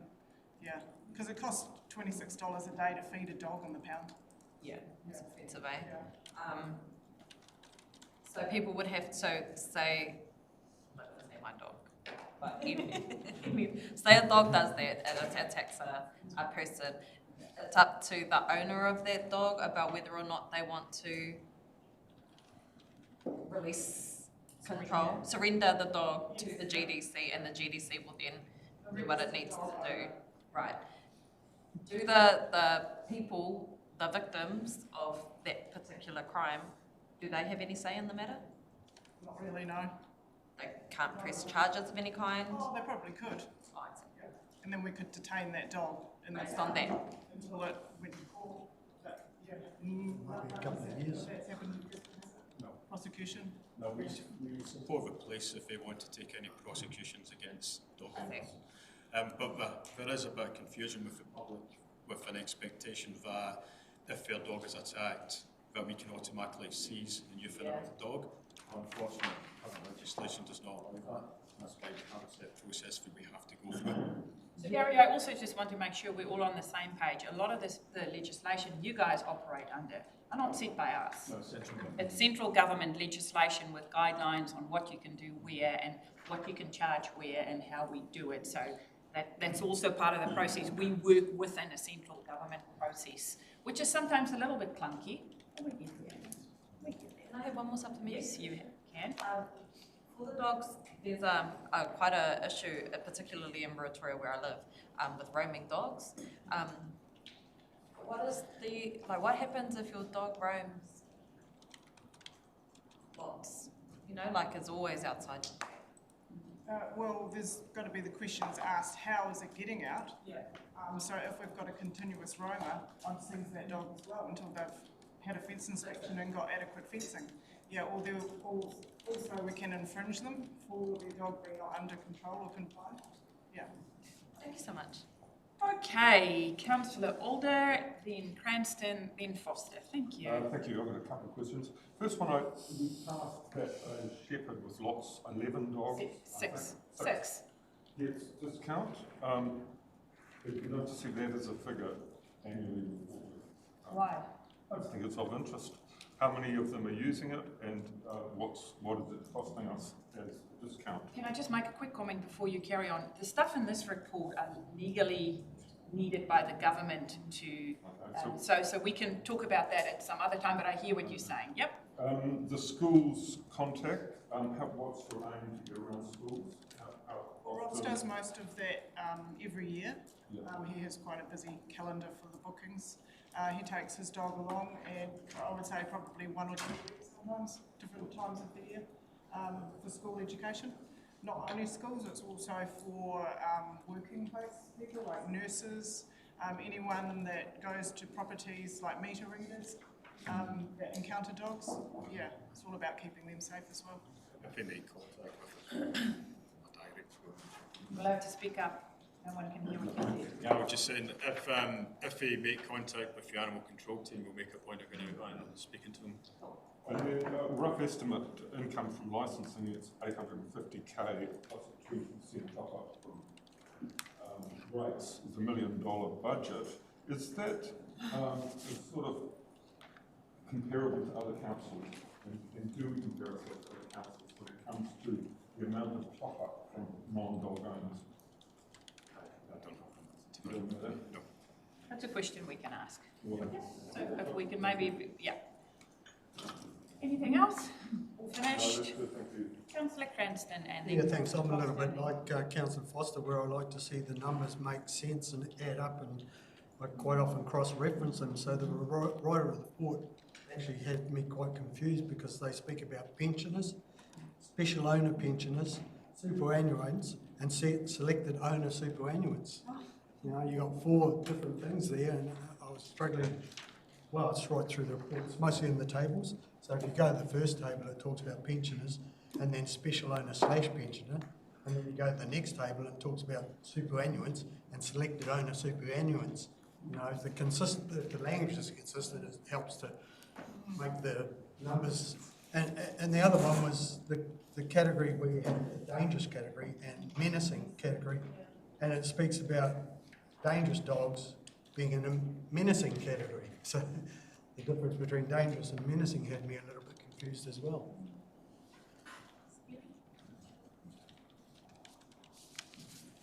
Okay, thank you for that. Councillor, I know I've gone away, but it wasn't you. Foster, Thompson, Telfer. Thank you. Can we assume if we see a dog without a collar, can we assume it's unregistered? Definitely not. No. So is there no requirement for a registered dog to have some recognition that it's registered? Definitely is. They should be wearing their tag. I see a lot of dogs that aren't without collars, and I'm just, not quite sure whether to say something to the owner or what. Citizens arrest, Larry. Owner have a collar? Don't plant any ideas with councillors. Our dog owners. Okay, thank you. No, just kidding. Councillor Thompson, thank you. Yeah, just on page 143, says there's 117 dog attacks, but there's 0 prosecutions. Were these dog attacks dealt with by way of infringement? And if so, what's the max infringement people can do? Excuse me. For a dog attack? Yeah, it says there's 117 dog attacks, but 0 prosecutions. Yeah, we provide help to the police. We're able to take prosecutions for dog attacks. We don't at council. We can, but we don't. In terms of infringements, Good question, actually. Depending on the circumstances, so if there's an attack and it's unregistered, unmicrochipped and off property, that's an easy $800. So it's $300 for not being registered, $300 for not being microchipped, and then $200 for not being under control. So that's $800 right there. we wouldn't cap it at one infringement, it would be a combination of the offences. Yeah, separate infringements. Do you know how many prosecutions police made, roughly? I don't know. You don't have the police. Probably be good to, yeah, if we could. Yeah, because they involve us. Yeah, because I'm guessing it's the serious ones that prosecute, nothing minor, but it'd be good to know how many serious dog attacks there's been. I think nearly, not a lot, because those usually would be in the paper. I can remember 4 or 5 in my time, but it would be worthwhile to, mate, they will probably have the numbers to see what. Thanks, Councillor Thompson. Anything else? All good? Mr. Councillor Telfer. Yeah, I wanted clarification around the dog attacks. Dogs that attack people, you said that you work with the owner to make dogs can get confiscated, but then if they get this section fenced and whatnot, they get the dog back. I find that really quite appalling.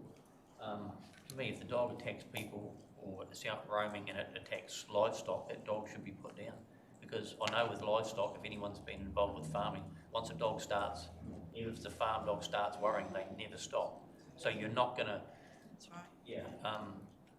I'm just... So is that a legislative requirement, you know, outside of us that that dog can't be confiscated and put down, or are we choosing to do that? Yeah, no, that's legislation. If, as you use the example of dogs attacking livestock, you know, that's an issue that we have to deal with. But again, if we find a dog, we can't automatically euthanize that dog. We have a process that we have to go through, and that's based on central government legislation. That's not something we choose to do, it's what we have to do. Councillor Wharehina. Thank you very much, Your Worship. I think, well, number one, thank you for the report. I'm happy to move it if it hasn't already been. Number two, thank you very much to the dog team for the work that they've done over this last year. I do think that maybe it's appropriate that we have kind of a wider dog control conversation around the table, because the purpose of this paper is to review the annual report over the last year. I'm really keen on having more of this discussion, because I'm very interested in dog control and dog ownership, and where the sensibility part lies in regards to working as a community to all the way up to the prosecution kind of spot. And I think that's a really good conversation for us to have at council. So I'd really like to see us have a full conversation in regards to that, if we're able to. Yeah, so I'm happy to move this paper. Thank you for the mahi. Thank you, Worship. I'm happy to second the paper, and Gary, we are really grateful. I know sometimes there's conflict involved, there are emotions involved. It's tough when you deal with people's pets, especially if the people are not looking after their pets well. I know sometimes it's a tough job because you might have to remove a dog that's not looked after, or in situations that is not the way we treat animals. So please convey our thanks to the team as well, and we really appreciate the work they do for our community. Thank you. All in favour? Aye. Contrary? Carried. Thank you. Okay, we are now going to go to our last report on this agenda. I do tell the Porky then. It is the second to last one, TRMP. Charlotte, welcome. Welcome back. You come and talk to us about the different options. And because when I read this, it is really processy. It's very, it's really processy, and I thought it would be good if you can undo the processy for us to understand a little bit better. So the floor is yours. Yes. So, casting your mind back to November last year, we brought a report to, I think it was ST from memory, in relation to the implications of not being able to notify freshwater planning instruments for that period of time. And in that report, we noted that we were going to have a look through in terms of the urban plan change, and if there was anything potentially we might need to do in that space a little bit extra, given we weren't going to be notifying RPS at the same time anymore. So this is what this report is about. And in terms of so the teams had a look at the various options and reviewed our current regional policy statement in terms of the content relating to the urban plan change. And based on that, they've proposed the preferred option about making a very targeted, concise change to the current plan and its current structure and format as part of that urban plan change with the district plan provision rules as well. So I don't feel like I simplified it anymore. Feels like the processy is still processy. But we do have a question from the floor. Councillor Telfer. Could you just, I'm just trying to understand the need for it. Can you give us as an example of, by not making a change, can you give us an example of what this is actually going to hold up? Yeah. So one of the options that we looked at was still progressing with the plan change without making the targeted change to the current regional policy statement. In terms of that, the current regional policy statement content is older and predates some of the more enabling national direction, etc. that's come out since then. So it's really around strengthening that foundation in our plan, in addition to the national direction in terms of, sorry, this is very technical. Yes, but we need to sweep through in terms of, so it gives it a stronger foundation if we received appeals or challenges in relation to that plan change, in terms of the district plan provisions giving effect to the current RPS, and where it perhaps is a little bit silent for some of the types of things that we're potentially looking to do through the district plan provisions, given the age and the content of the regional policy statement at the time. So in terms of the why it has only just come up now is to do with the regional policy statement being delayed notification, so they're not going out at the same time, so that they would have been read together and considered together through that process. And that is why this bit has come up. Does that clarify? It helps a little bit, and I'll go to Councillor Alders soon. To me, when I read it, I read it and thought, oh my goodness, that's really processy, but I interpreted this helps staff to work in a way that can make work gel in without, like you say, possible challenges, or you're trying for it to make sense. And I see Mr. Shane McGee putting his hand up, so that comes as a good save. I was like, oh, I was hoping he was on. Go Shane, and then I'll go further to councillors. Thank you, Your Worship. I think the key thing is most second generation resource management plans would include in their regional policy statement a regionally significant issue, or at least an issue that actually related to managing urban growth. Whereas because the Tairāwhiti Resource Management Plan is so old, it doesn't have any reference to managing urban growth whatsoever. And what we're proposing through the urban plan change that will go to the TRMP committee and then back to council in June for notification actually includes quite significant urban growth management that hasn't ever been anticipated previously. It complies with, as Charlotte said, complies with the National Policy Statement for Urban Development. So when you read the existing RPS, it has minor references to potentially having a compact urban form and to protecting highly productive land. And so those two things are actually quite relevant to the mahi we're doing. However, it doesn't have a specific reference to managing urban development in the form that's proposed by the urban plan change, and that therefore raises a risk for someone challenging the urban plan change on the basis that we don't have any supporting provisions in the regional policy statement. Hopefully that clarified a little bit. Okay, thank you for that, Shane. Councillor Ria. Thank you, Your Worship. Thank you for the report. I'm in support.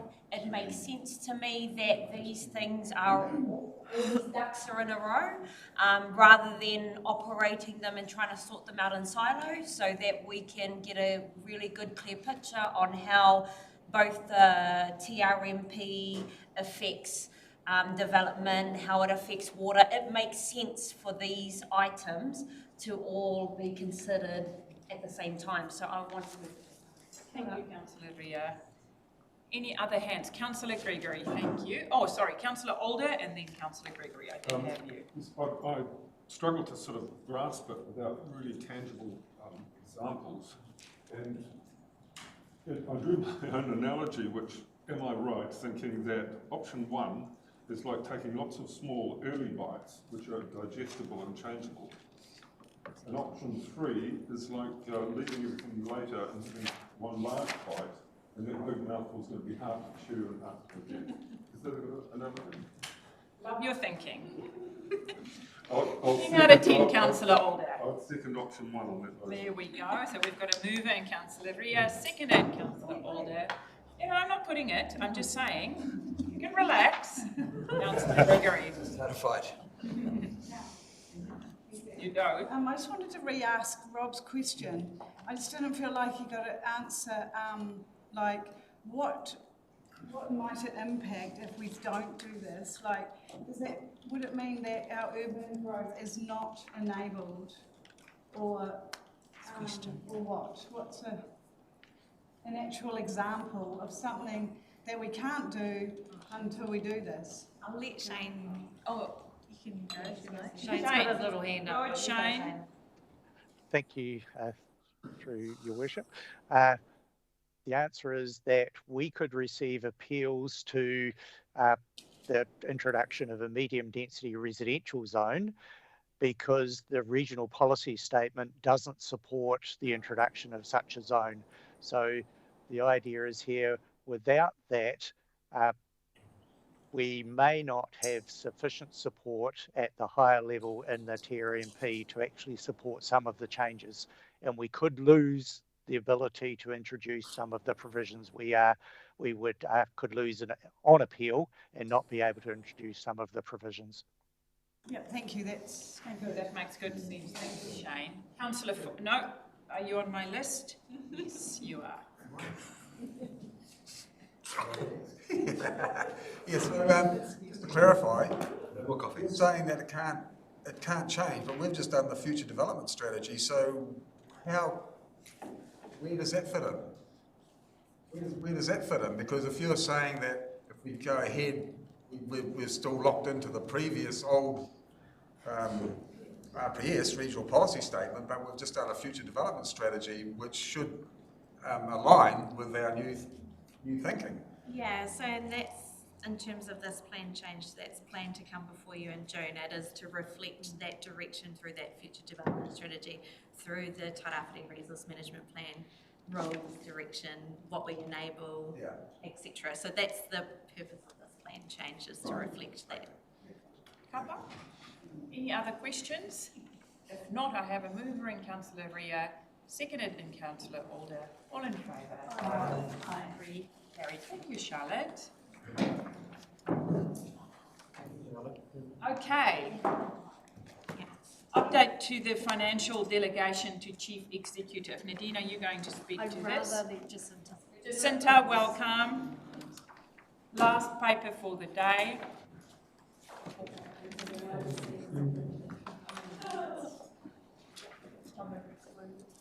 Yeah, no, I just mean for this meeting.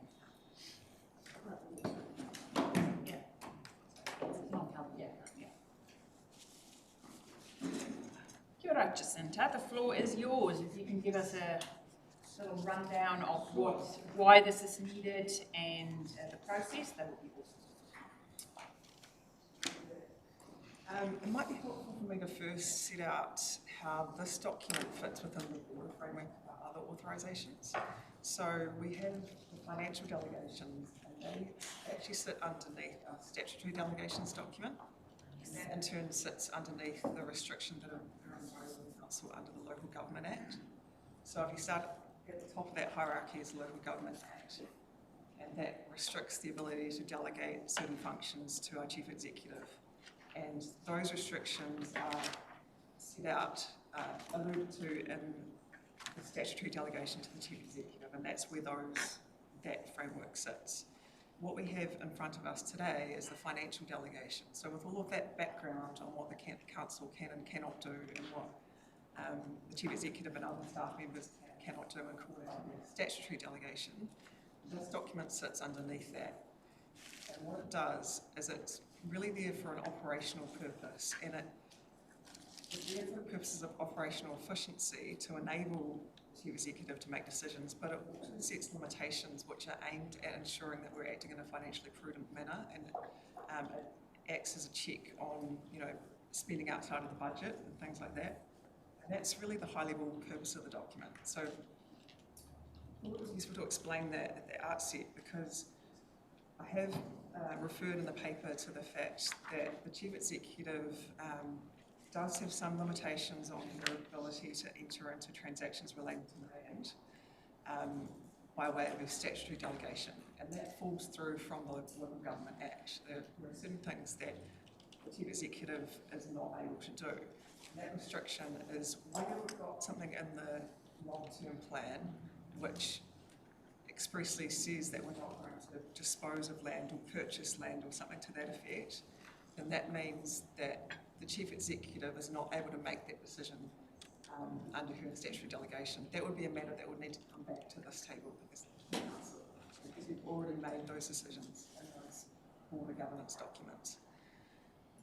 That restriction is not set out expressly in the financial delegation, but nor is any of the rest of that context, because that's not the purpose of that document. It has to be read in the context of those other documents. And I know that Nadine, as Chief Executive, is well aware that the priority is complying with the statutory obligations and acting within that mandate. And we do have a note in the instrument of financial delegation to the effect that really indicating that this is really subordinate to those other instruments, and also notes that there's an expectation, which probably goes without saying, that whenever you're making a decision to spend money, it needs to be done so in accordance with the other laws. So with that background, the reason that we've brought this paper, this report, is what we've noticed is that despite the fact that there is legal authority for the Chief Executive to enter into land transactions, for example, sign a lease for a council office, a whole range of matters that there is an expectation that the Chief Executive will be able to handle at an operational level. The wording of our financial delegation is such that it puts a bit of a question mark on whether or not there's this financial expectation that she'll be able to do that. And so we thought it would be best practice for us to ensure that it was clarified in the financial delegation so that it aligns with the general authority. Kapai. Councillor Foster, thank you. Thank you. There's just a couple of things I just need clarifying on. And then on page 159, you've got, in any circumstances for any purpose up to a maximum of 150,000 USD inclusive per item. Then under the general terms and limitations, maximum daily limit expenditure is limited to 30 million on any one day. What's going on there, please? I don't know if I'd be sitting back and saying that you can spend $30 million on any one day without us knowing. We do not have $30 million to spend. Thank you, Pauline. Pauline will say. It derives from the Treasury policy. Yep. And so we can draw down 10, 15 million. Sometimes we've done 25 million if there is. And then we've got to pay out. And we can have what we due on any particular, especially if you get the 30th of June, you could, because there's a lot of eroding costs or other things there, that might be another 15 or 25 million. So basically, it's the drawing and funding cash flows to do the general day-to-day business. And that 30 million is revised. We say, is there anything else? We also go back to Treasury. Is that any different for anything else? But it's just basically drawing money down to do our day-to-day business. Any other questions or queries? Councillor Robbins. So thank you for that explanation. It addresses the point I raised. Can you just point to us, out of an abundance of caution, I probably would have framed that delegation to say subject to, so there was no question that caveat under the LGA applied to the decision-making powers that are vested by this. But you just did say that there is it is captured in here somewhere. The title general term limitations. So I've looked at the final version of the and where's it captured? General terms and limitations, bullet point 2 says compliance with laws, policies and procedures. Yeah, okay. Any more questions? Councillor Parata, thank you. Is this a standard policy? Like this is pretty much the same that everyone has across the entire country? I'm happy to move it. Thank you. Moved by Councillor Parata, seconded by Councillor Wharehinga. All in favour? Aye. 3 carried. Well, thank you very much, Winsley. This brings us to the end.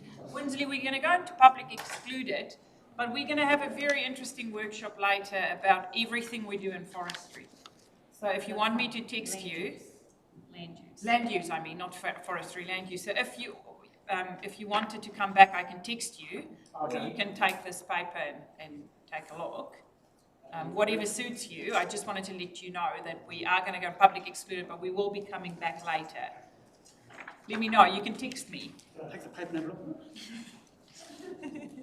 Let's do both. After Yeah, you can. Can you give him a copy? Thank you. Arguably, this is the critical part, because this talks about how we're going to change strategically into the future. We've had a little bit of light cast on some of those aspects already with the good work that the consents team and the compliance team have been doing in collaboration with the forestry sector and community. This is really taking it a step further. But enough from me. What I'm going to do is I'm going to hand it over to John, and he's going to take us through some of the thinking around what good and bad might look like with respect to resilient land use. Thanks, Yannick. This is a somewhat simplistic slide. Remember the elections of the 80s, when you used to know who was ahead by the worm and whether it did too well? This is worm on steroids. And if you look to the right, it's not where we're at. We're well beyond this, but there is a sense, here we are spending $82 million on woody debris cleanup. So we're at the bottom of the cliff and we need to get to the top. And as a consequence, you no doubt get concerns from citizens and communities every day. And there was that storm just after Christmas and more slash on the beach. What the hell are you doing? Will keep on coming your way. And it will keep coming because there's a lot of debris sitting up there in the hills. And as each cyclone, and I've heard a word about 14th of February, you know, there's another of those depressions coming down the east coast. You get a pulse and the woody debris comes down the creek and on the beach in this sort of way. So it's not constant, it's little waves, and it's primarily because you haven't got to source. So you look to the left side of that diagram, the beautiful worm, and what it does is getting in front, looking to the future and dealing with the woody debris at source question by really thinking hard about land management. And suddenly everybody loves you. Public concern around this very visual issue. I mean, you couldn't have a better public manifestation of a problem than all that woody debris coming on the beach. And you need to spend on the cleanup, reduces, and the amount of residual debris sitting in the hills and sitting on the river reduces. So simplistic, but I think kind of good sometimes to reduce stuff down. Okay, so just in terms of planning for the future, we've already taken a bit of a plan of attack to you guys around what that regulatory space looks like and what we're planning for a TRMP review. In terms of forestry, we've broken the regulatory approach down into two parts. The first work stream is really around focusing on forestry harvest and keeping it relatively discrete, relatively small, and relatively achievable and time-bound.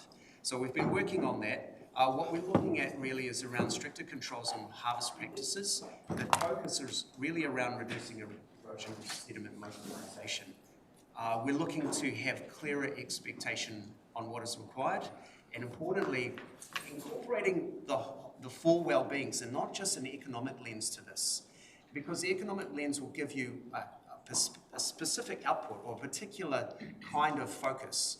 What we're interested in is the full social, environmental, cultural, and economic outcomes or consequences of change. So that's one work stream. And the second work stream is really about casting the net wider and saying, okay, what does sustainable land use look like across the entire TRMP? What do we need to do beyond forestry? What does that look like? We've been working on both work streams since the last time we reported. I guess just a bit of an update in terms of the forestry harvest plan change, where we're at. So the policy has been developed. We're working through the evidence base. We've got a bit more economic data to come in, and that will be housed in our Section 32 report. and provide the evidence base and the platform that we need to make solid recommendations to council.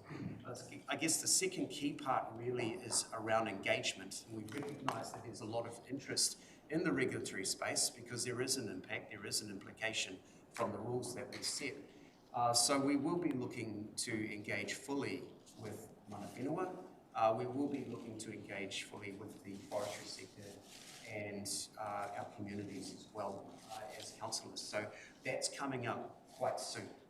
We're wrapping up. I guess another key part that we're looking to resolve is our relationship with MPI team and the development of new provisions in the National Environmental Standards, particularly around our ability to introduce more stringent controls, because that's where we believe we need to go.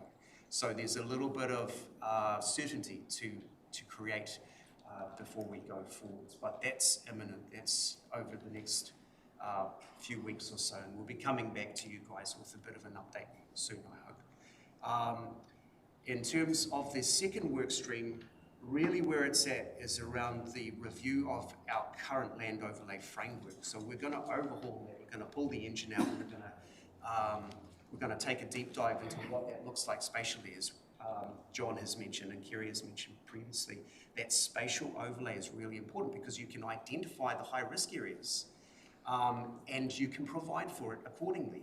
So it's all about how you manage risk across space. So that's coming. And Kerry will talk to you about Land Overlay 3B, which is also a critical piece of the puzzle. Do we have any questions around the policy space? So on work stream 2, in policy, are you concerned about central government changes? Because you're heading down this path, but there's a clear indication that you may well have to turn 90 degrees to the right. How are you sort of factoring that in? As best as we can by collaborating and by keeping the lines of communication with MPI and central government wide open, by signalling our interests and making sure that what we need to do is able to happen. We're reasonably confident that what we need to do, as Councillor Wharehinga has stated several times, that actually we have the best understanding of this region. And it's not the same as other regions, it's different. And so we need to have the avenue to design a regulatory framework which fits into that regional context. And so I believe that there is that broad understanding that we need to calibrate according to that unique context, and confident and optimistic that we will have a path for us. But, you know, there's always uncertainty as well, Councillor. We have to adapt and roll with the nines. Well, we just got a lovely letter from the Minister, so should be right. We shall see. I just briefly mentioned Section 32 report, and I'm sorry if I missed it, but what's that? Sorry. Section 32 report sits behind your plan change proposal. So you develop all of the policies, the objectives and the policies and rules to manage a particular land use activity. Section 32 is a part of the RMA which says, don't just put a recommendation there, you have to think about the options available to manage particular land use. You have to write a report which demonstrates that you have considered the range of options to manage land use activities and you've evaluated the costs and benefits of each of those options. So it's the report that justifies why the proposal that you are advocating for is the right one. So it's actually a really, really critical. So we'll see that soon, did you say? When we bring the plan change package out, we will be socialising both Section 32, the evaluation report, as well as the proposal that it sits on. Any other parts of avocado?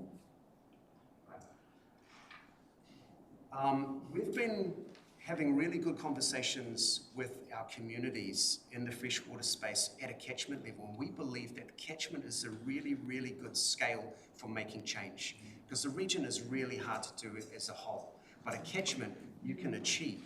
It's small enough to make progress, to connect with the landowners and get that kind of outreach you need to make meaningful and comprehensive change. And we've got two catchments that are of particular interest, I guess, in terms of exploring some of the options and solutions that we could implement elsewhere.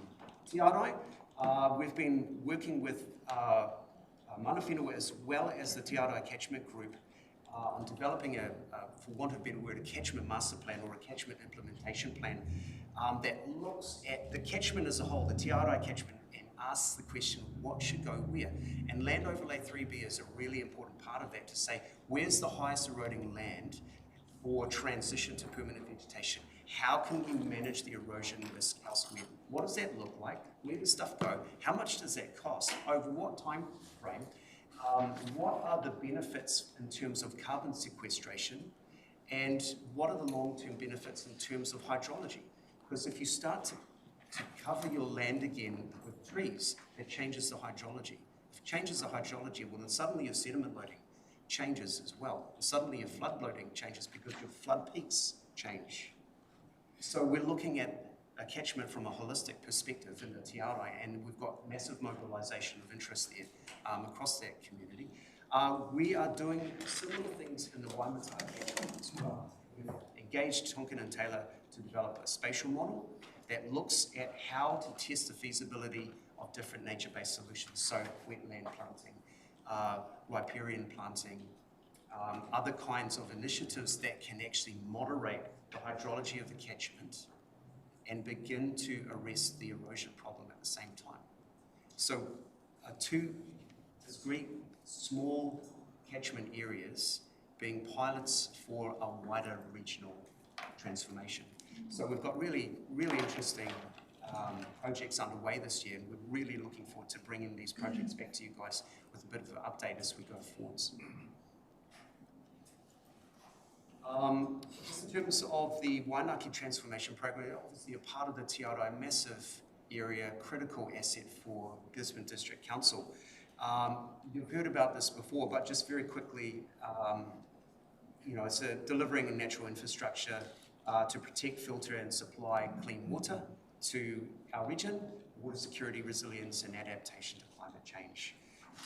Its focus is to establish permanent vegetation, supporting long-term slope stability, reducing erosion in key headwaters, massive biodiversity values, both regional significance and national significance as well, and importantly a case study for transition from commercial forestry to indigenous forests in the Wainaki area, looking to be available to the public in 2025. And I'll just hand it over to Amy to make any further comments around that. Thanks, Yannick. Just to pick up on that case study, so we had Dr. Adam Forbes come to do a program review for us for the first 3 years of the program, and one of his findings was that the project is hugely significant both regionally and nationally. It's one of the largest projects of its type in the country, and there are a number of learnings from those first 3 years of the project that can be that could be very useful to people who are looking to move into this type of transition work. So from that program review, we have developed a case study. We've got some work to do to tidy that up and make it publicly available. But the findings in the case study will help to inform some of the work that the Transition Advisory Group is doing. There's a lot of land identified in 3B that will need to be transitioned, and so some of the, I guess, the high-level learnings from the program around the commitment to the resourcing, the sustaining the management interventions that are needed to achieve this type of landscape scale restoration will be really applicable to similar projects regionally and nationally. And I guess one of the key findings as well from Dr. Forbes was that even though there's a period, that window of vulnerability following harvest that can't be avoided, and unfortunately we had 2 cyclones right in that period of vulnerability, the management interventions that have been put into place have optimised early forest regeneration so that we're getting towards that really long-term soil stability, slope stability, erosion control, and what have you. So being able to apply those same types of management interventions on other sites will be key to achieving some of the transition work that we want to do. Amy, can you tell me what's been the financial investment in that 3-year previous? What does it cost us to get to this point to be at this part of the pilot space? Off the top of my head, I think around 5 to 6 million, but I'd have to double check that. We did bring a report to council last year with those costs. Is there any IP in this project which can be monetised? Consideration to that. I think as you know, ratepayer funding and central government funding, probably the IP should be readily available to others around the country, but something to think about. We will subject to our MOU. See what the fine print says. Put the lawyers on it. Just in relation to Rhonda's question, so it costs somewhere between 5 and 6 million. But some of that cost was subsidised by external government grants, or is that a total cost to the council, to ratepayers, basically?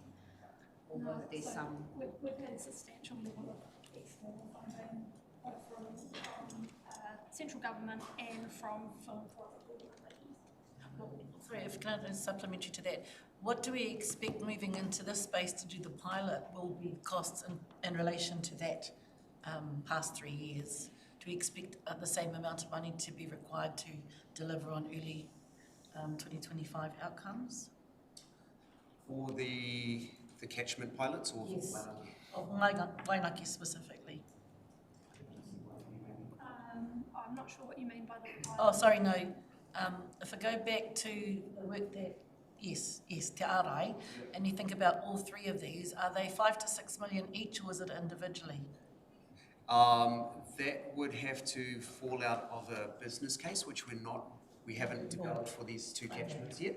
The idea, I guess, firstly is to put the strategy or the plan in place so we know what's involved, and then we can start breaking the cost down and say, okay, it's going to cost this much over this amount of time. Then the question would be, okay, how do we get that money? How do we fund or resource it? So that's sort of question mark for us. So we're in the space of exploratory, is that correct? Yeah, before we can get to the tin tacks of where we might move this out into implementation and execution. Thank you. What we do know is that if we don't have a plan in place, it is very difficult for investors to invest. There's no certainty. Yeah, kia ora. Thank you. Any other questions? How will it be available to the public in 2025? You mean like you can go and visit it or study? The case study will be a report, and we get to consider how we make it available, but whether that's hard copy or it's online, some of the form. Thanks, Debbie Greger, for clarifying that. Such.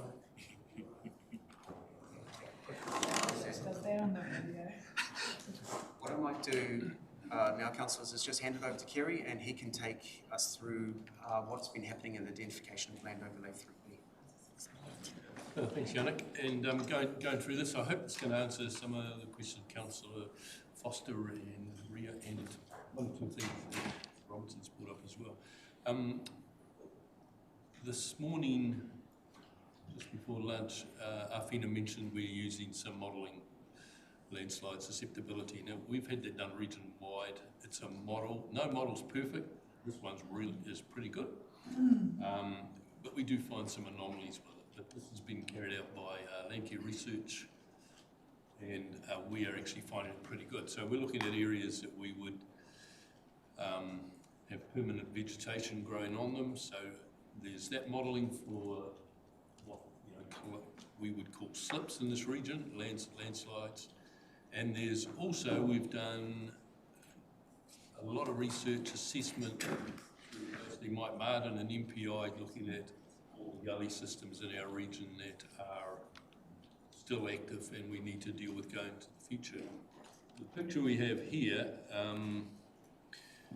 how much do we lose in terms of retiring or taking land out of into trees? In this picture here, Still 300 cows in that paddock, they're all sheltering.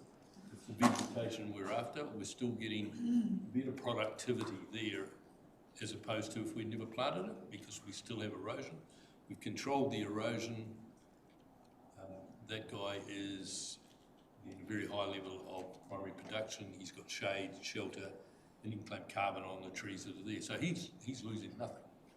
The farming ones are the best examples we have. Karakia, he hasn't had to fence it off. It's just. Yeah, pardon? He hasn't had to fence it off.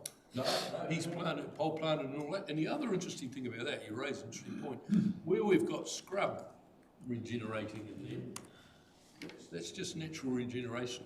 The stock are not getting that much feed off it, they're getting better feed elsewhere. He stopped putting fertiliser on there.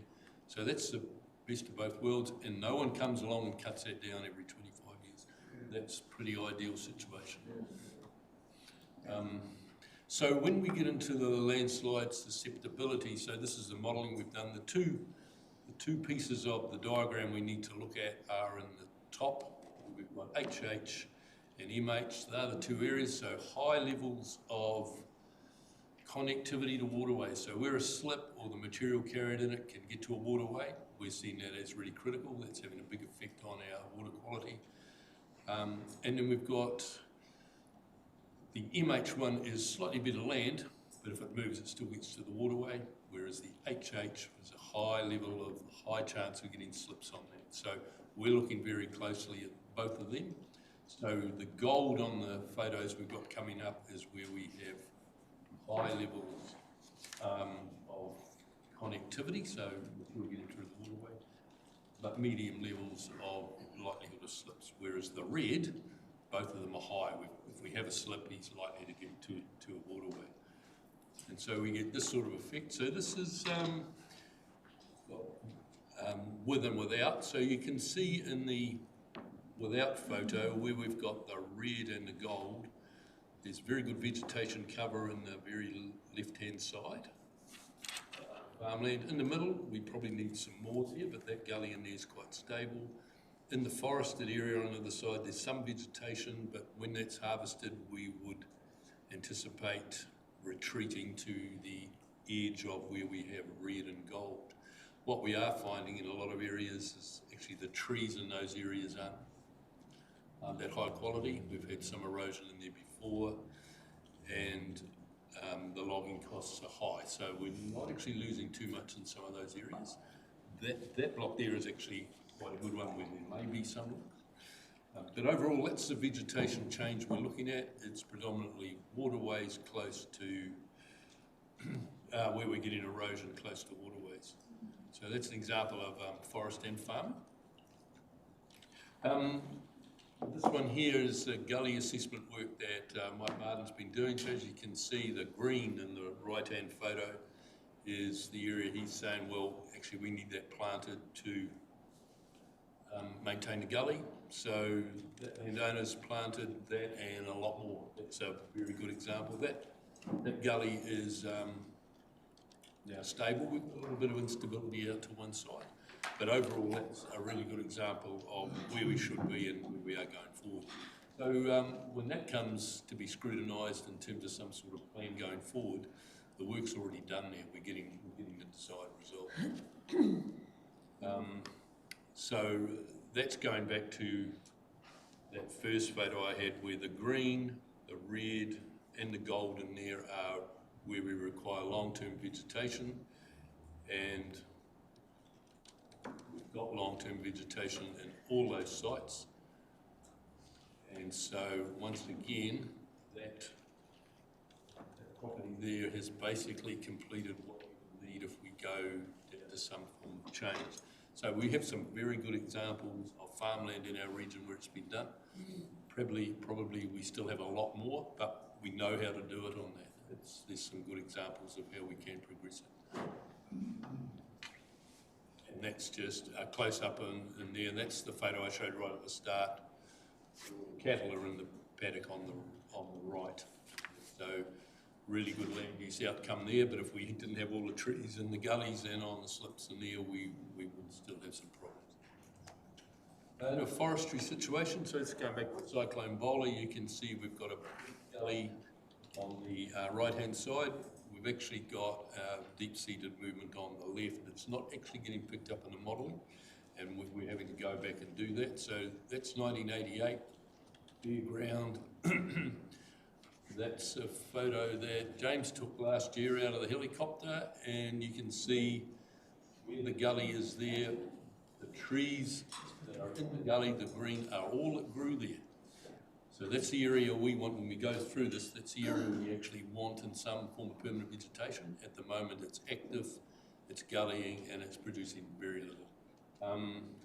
The gully in there has become quite active after Gabrielle. When we have a further look in the 2017 photos, that was actually quite stable and in grass, and it's blown out. We've a huge opportunity during the rotation to try and deal with that.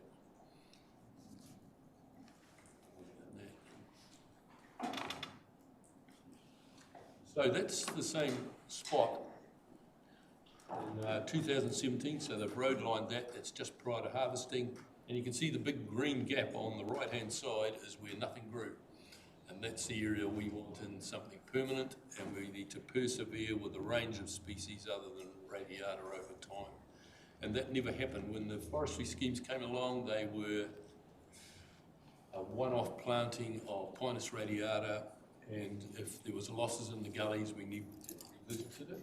In the Forest Service days, they did. We got some very good outcomes, particularly at Manatū and Million Times. So we really need to revisit that.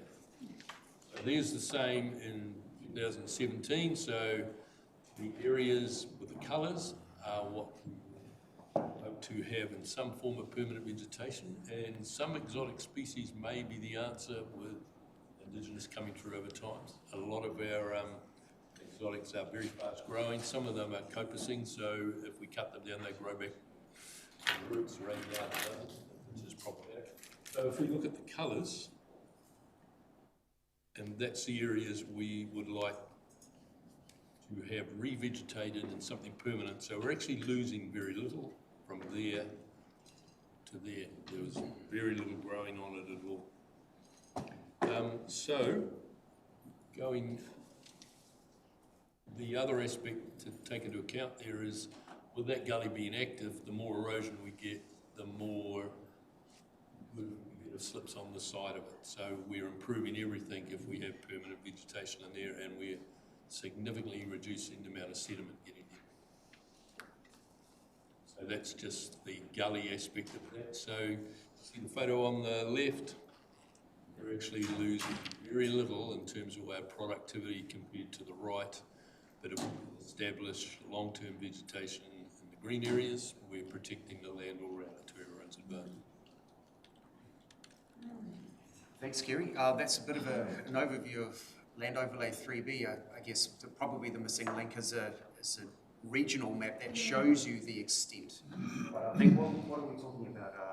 Roughly 60,000 hectares of land across the region, some in more catchments than others, but it all looks the same. What you're looking at are fingers that wrap around and buffer waterways right across our region, and so it's a nice approach to consider the connectivity to waterways, because it links land use to the receiving environment. It's a critical piece of the puzzle, and that's ultimately the goal. I was just wondering do you know how much land in the district is overlay 3A? 3A, yeah. the earlier example, not this one. Yeah. Look. Does this overtake? No. 3A? So yeah, to some extent, but they are quite different. 3A is based on erosion surveys and mapped at 1 to 10,000, whereas this is based on modelling and the gully assessment, and it is close to waterways, so they are quite different. Okay. Yeah. And the requirement on 3A was effective tree cover. On this one, it is 3B. It's going to be a permanent cover of vegetation. Yeah. They are different. Okay, yeah. so 3B is worse than 3A. So some of it overlaps. Yeah. Yeah. So yeah, they are quite different. We can actually come back to you with some detail. So So the means by which Land Overlay 3B will be executed and socialised is through, firstly, establishment of a transition advisory group, which I'll hand over to John to speak to. But the transition advisory group is a key part of bedding down the Land Overlay 3B. Over to you. Thanks, Yannick. And good question. How big is our challenge? And Kerry noted about 60,000, and you can divide that simplistically. Half of it's in forestry and half of it's in farm. So we're dealing with different land uses. But there's bits in and around that are implicated. You deal with that little spot. It's got a little headland above it. There might be another 5,000 hectares you add in. So we can't just stick to 60,000 on its own. And as you saw from Kerry's examples, there are lots of choices. There are lots of landowners. And we need to be running with all those people in order to find the right option from a range of options to apply on site to address the LO3B. It slips, it's connected to water. We've got to get rid of that problem in the hills. And hence the Transition Advisory Group, and the next slide talks about who the membership is. We had the 6th meeting of them yesterday. Wonderful, powerful group. Kind of matured, I think, into now owning, sharing, and absolutely focused on being part of the solution. It was a very warming meeting, I think, yesterday, Kerry, to see the appetite to succeed. So we're getting great knowledge and contributions on that. And it's kind of permanent vegetative cover. And when we say that, Indigenous, yes, nice to have, but there are other options, including much higher value exotics that have a rooting system that keeps them on the land, as opposed to pine that tends to get to 30 to 40 years and incredibly heavy and fall over and end up in the creek. So the key output of TAG's work is a guideline with decision trees so that landowners and managers can actually track through yes, no type decisions in order to say, right, that's the intervention that is best for me for that piece of LO3B. So there's quite a lot of engagement required down the track with our land managers. There are some perennial issues to address around pest management. There's some challenging questions around what it means to the emissions trading scheme and liability. In other words, she's quite a complex little fabric, so we're thrilled to have that big group of 30 plus, and just the next slide gives you an idea of who they are. Certainly landowners, mana whenua. We've got some great carbon expertise in there, strong environmental interests, and great support from the Crown, MPI in particular, and wonderful council people involved as well. It's been a pleasure to facilitate such a neat, energy-filled group to be working with as we head towards. So for that bit, here's the solution that's applied, and the landowner owning, sharing, and willing to do it. And I'll come later to questions of cost. Oh, yeah, I was just going to ask if there's any funding available.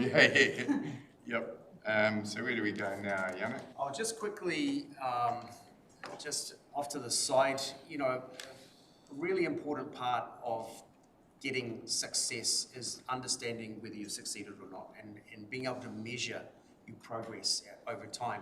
And so just a very quick plug from a science and monitoring perspective. In order to go forwards and start delivering on the ground through these catchment pilots, we need to make sure that we're monitoring and measuring as we go. So we do have in-stream monitoring as a part of our state of environment monitoring framework that looks at our waterways, things like suspended sediment and remote sensing. But equally important, it's really important to understanding other receiving environments as well. The estuary and coastal monitoring is important, and we're looking to see what that might build out like, but also land monitoring, actually working with landowners to say, well, how's it going? So building, measuring, and monitoring into the framework of land use change is going to be a really important part of what we do. We are starting to think about that as we go forwards as well. Pete, any other points that you want to pull out in respect of science and monitoring? Further to what's up there on the slideshow, except to say the woody debris monitoring and sediment monitoring that's very event-based can be very resource intensive. So we've just got to lend some thought to that. You're talking expensive technologies that take a lot to maintain. There's health and safety issues going out in floods. But the floods are when all your sediment loads and woody debris loads are mobilised. So that's when it's happening. So state and environment programs will give you, that we're currently undertaking, will give you a certain amount of information, but they often speak to the average state. But we know all the sediment loads come out and the woody debris comes out and is mobilised in floods. And so if you're not there measuring it, you miss it and you don't measure it. So you're either measuring, as was spoken to earlier, about using remote sensing technologies to look at what sort of load is in the system ready to be mobilised. And we talk about distance to waterways as a good example of that. Then you talk about these transitionary zones where they might move through riverscapes, where they could be measured if we wanted to invest in that. But then there's the endpoints as well, which may be debris dams and rivers, but it may be on the beaches as well. So that middle bit around rivers, yes, we measure some, but it's not the whole picture. That's what I have to say. Thank you. Over to you again, John, just in terms of how we might adapt funding and financing for Tairāwhiti. Yeah, back to Councillor Debbie's question. So you think, all right, we know what good looks like. It'll be ecologically healthy, it'll be sustainable, be resilient, the soil will stay on the hill, it will continue to provide employment opportunities and investment opportunities, because we don't want to cook the economy as we head for this nirvana state. So we need to define our success statement, and LO3B and all of the other initiatives help us do that. And then you need to calculate all of the input costs in order to get there. And of course, it's working with all landowners, applying the guideline with good advice, hand in hand, in order to pick from the decision tree which is the best option. Does the Crown have some responsibility to share? I would argue yes, but they'll say yes only if the business case, which Nadine's invited myself and Kent Dunstan to prepare, says so. In other words, you've got to go through that Treasury business case. I call it game because it is sometimes a game, in order to lay the case beyond refute that says, yes, it's going to cost, say, 20 million a year over 10 years, or whatever the number is. I'm hesitant to use the numbers until we've done the work. I suspect it might be of that sort of magnitude. And when you think about it, the Crown, when you think Bowler, well, we did a whole lot of pines back there. We pushed it to the ridge line. We pushed it with ETS help right to the middle of the river. We need to haul back a little. Let's share in the cost of hauling back. You can see the essence of the business case logic narrative coming through. There'll be a cost for ratepayers, but hell, everybody knows that it's not a wealthy region. And there's a cost for landowners too, and there's some complications there, courtesy of overseas investment and the OIO agreements and the like that we'll need to nut through as we move from the good position that the TAG are in now, which is close to having guidelines, into the implementation and delivery phase. And if you're going implementation and delivery, then you need a plan. And so we call it a business plan, but it's actually a business and delivery plan that we're looking to develop over the next 5 months. And this Treasury business case, business model game, as I call it, has 5 elements. First, you have to be clear about the operating environment, top left there, and what success is as you're heading towards it. What your objectives are. What are you trying to achieve out of all of this? And what the hell was the problem? Well, we know what the problem is. We've talked about it this morning. Second, you need to know that the solution that Kerry's talked about, LO3B, transition to something that's resilient, a permanent canopy cover of some sorts, where we need to go. But you've got to play an optionality game in order to reject everything else that might have been in your headset to start with. And then you've got to unpick all of the costs, the input costs, and here you're dealing with managing our plant pests, pines, wilding pines, managing our pests, deer, because that first thing they'll do is nibble out any indigenous regrowth. That'll be hugely cost, and providing the advice and all of the other transition costs over the whole life of the project before you get to the good state, and then to model out some different sharing. So that's the financial case. The commercial case is, what's the cost benefit of this?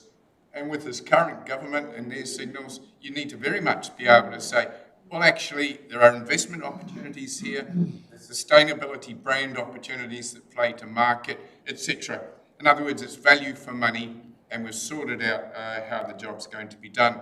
And that then heads you to management. So who's leading the team? What is the team? And how do you know you're going to get to go with comfort in order then to say, all right, I'm up to 70% of that cost, said the Crown. So he wished. That's the stage we're currently just beginning right now, and we'll keep you informed as we move forward on it, developing up the business case. An interesting final slide here. There's nothing like having grandkids. I haven't got grandkids.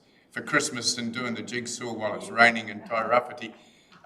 You cannot see the complete picture until you put all the bits of the jigsaw down on the table. And here's Nadine's saying to me, Hutch, give me a framework to help see all the pieces. And so I developed for her a jigsaw with Yannick's help. And when you move through this, there's a kind of a sequence you need to flow through, starting with unpicking the risk. And we've done well on that through the good monitoring. Your response now to cyclones is brilliant. Your enforcement team are doing just extraordinary things. And the modelling of our problem areas, courtesy of Kerry and that LO3B, is pretty damn clear where we need to focus. And then there's some regulatory stuff we've got to sort. We've got to stay on the back of central government to make sure that national environmental standard is suited to Tairāwhiti. And Yannick's talked fully around what we need to do with our resource management plan over the next year and the year after in order to have that fit for purpose. And then you're into working with a whole lot of other parties. And it's interesting that Pure Advantage in recloaking Papatuanuku, quite good conversations with them around, hey, start in Tairāwhiti. And these are the super richy New Zealanders with money to spare who want to do good, who are saying, all right, you know, here's a pilot in Tairāwhiti. We'll throw some money alongside Crown and Ratepayer and help to make progress on that. You need to look at it spatially across the whole. Your long-term plan, I think, is an excellent one. The review you did last year sets you up to stay on top of. And our forest owners need to put their hand on heart and commit to good practice in the long game and tune that up. So that's the revisioning. And then start on the problem solving, unpicking the bits. The Transition Advisory Group are on good on that. Harley and the Citizens Assembly, a different style of democracy, but a great way of bottom-up voicing, not only identifying bits of the problem, but also potential solutions from a different framework. They're doing good progress. Doing it at catchment level, we've had a couple of talks about that, and collaborating like hell. We've got to tune up our communications, because I think just the messages we've shared with you today, the whole community need to hear them, to know that, yep, we've got a problem on the beach, but we are working very hard to look to get to source and solve it. So that's important. Pop this one up here. You remember the Tairāwhiti Accord? There used to be a West Coast Forest Accord. That was a breakthrough in terms of beach forest logging, where parties who were previously poles apart got together and signed up and found a way to stop logging beach. So I've kind of toyed with Manu around the idea of, is there a role for an accord? It's kind of parked for the moment, but that might be there. You need to plan your delivery so we're not all over the place. And that means clear what things you do first, know that there's benefit to justify the cost, doing it digitally so that we can add up all of our progress with good software and know clearly where we were in our monitoring and where we are now, and keep heading in the right direction. There's nothing like digital dashboards to be accountable. Having landowners share the problem, I think we're making good progress, and great team. It's just a pleasure working with Gisborne District Council staff, all of them. And we talked earlier about pilots to test to know that where we're heading is good. Having the money, it would be great if we could find a way in New Zealand to have biodiversity credits, so you've got reward to the commons, from the commons for that.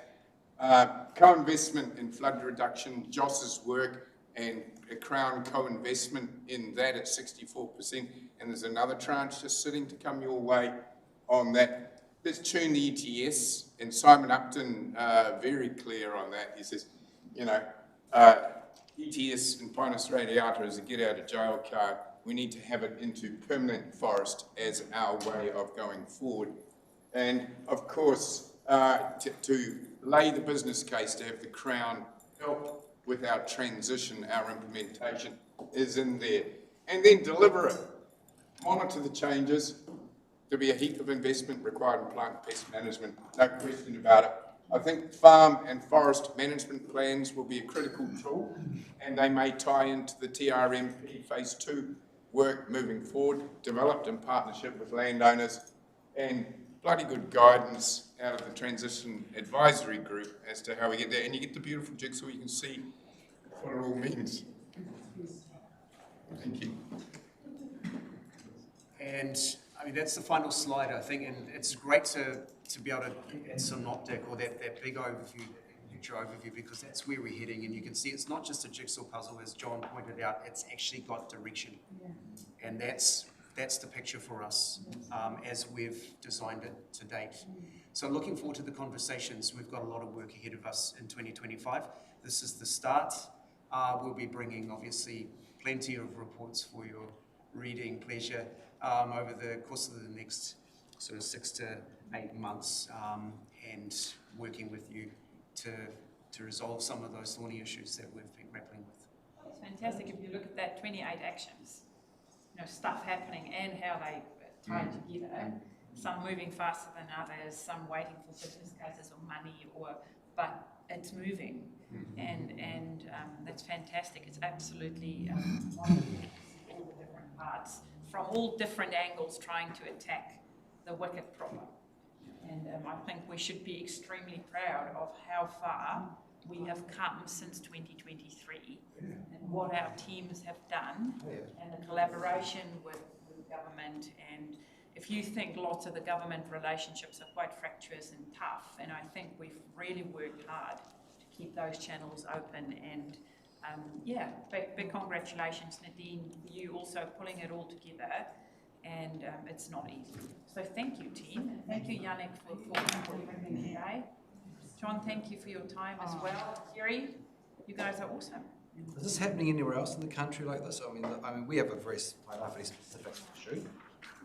I don't know that we've got such big issues as here. They will learn from us. I think a lot of the country looking at what's happening here. It's impressive. I mean, in terms of the compliance, so James and we're at the compliance conference, and it was all kind of focused around what we're doing here in Tairāwhiti, because it's where it's at currently, and the only closest that, I don't know if I missed it, might have missed it when I was in the room, but the Land for Life program, but that's primarily farming. They don't have the probably as high degradation challenges that we do here, so it is quite unique. And we have had a lot of support too from government departments, like the likes of they've helped level us up in terms of the staff resources that we can put into this. Cool, thank you. Awesome. I'll come up with one, the original photo going right back to the plan on the station at the top of the line, and had lots of points on it. Question one, would that before it had a lot less polling sites? And is the number of polling sites directly related to our new management project? No, I would suspect there would be a few less landings than we would have been, because there is some land not being So the second question, I'm talking often about using marker seed as a cost-effective, fast way of getting it. How are our trials going for the using seed planted markers? I know that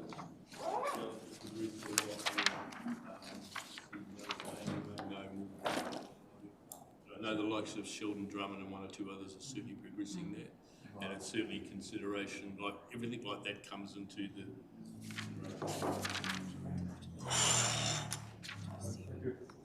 Thank you, everyone. Look, I said we're going to finish at 2 o'clock. Nadine said we're going to finish at 3 o'clock. Thank you so much for your time and good energy. And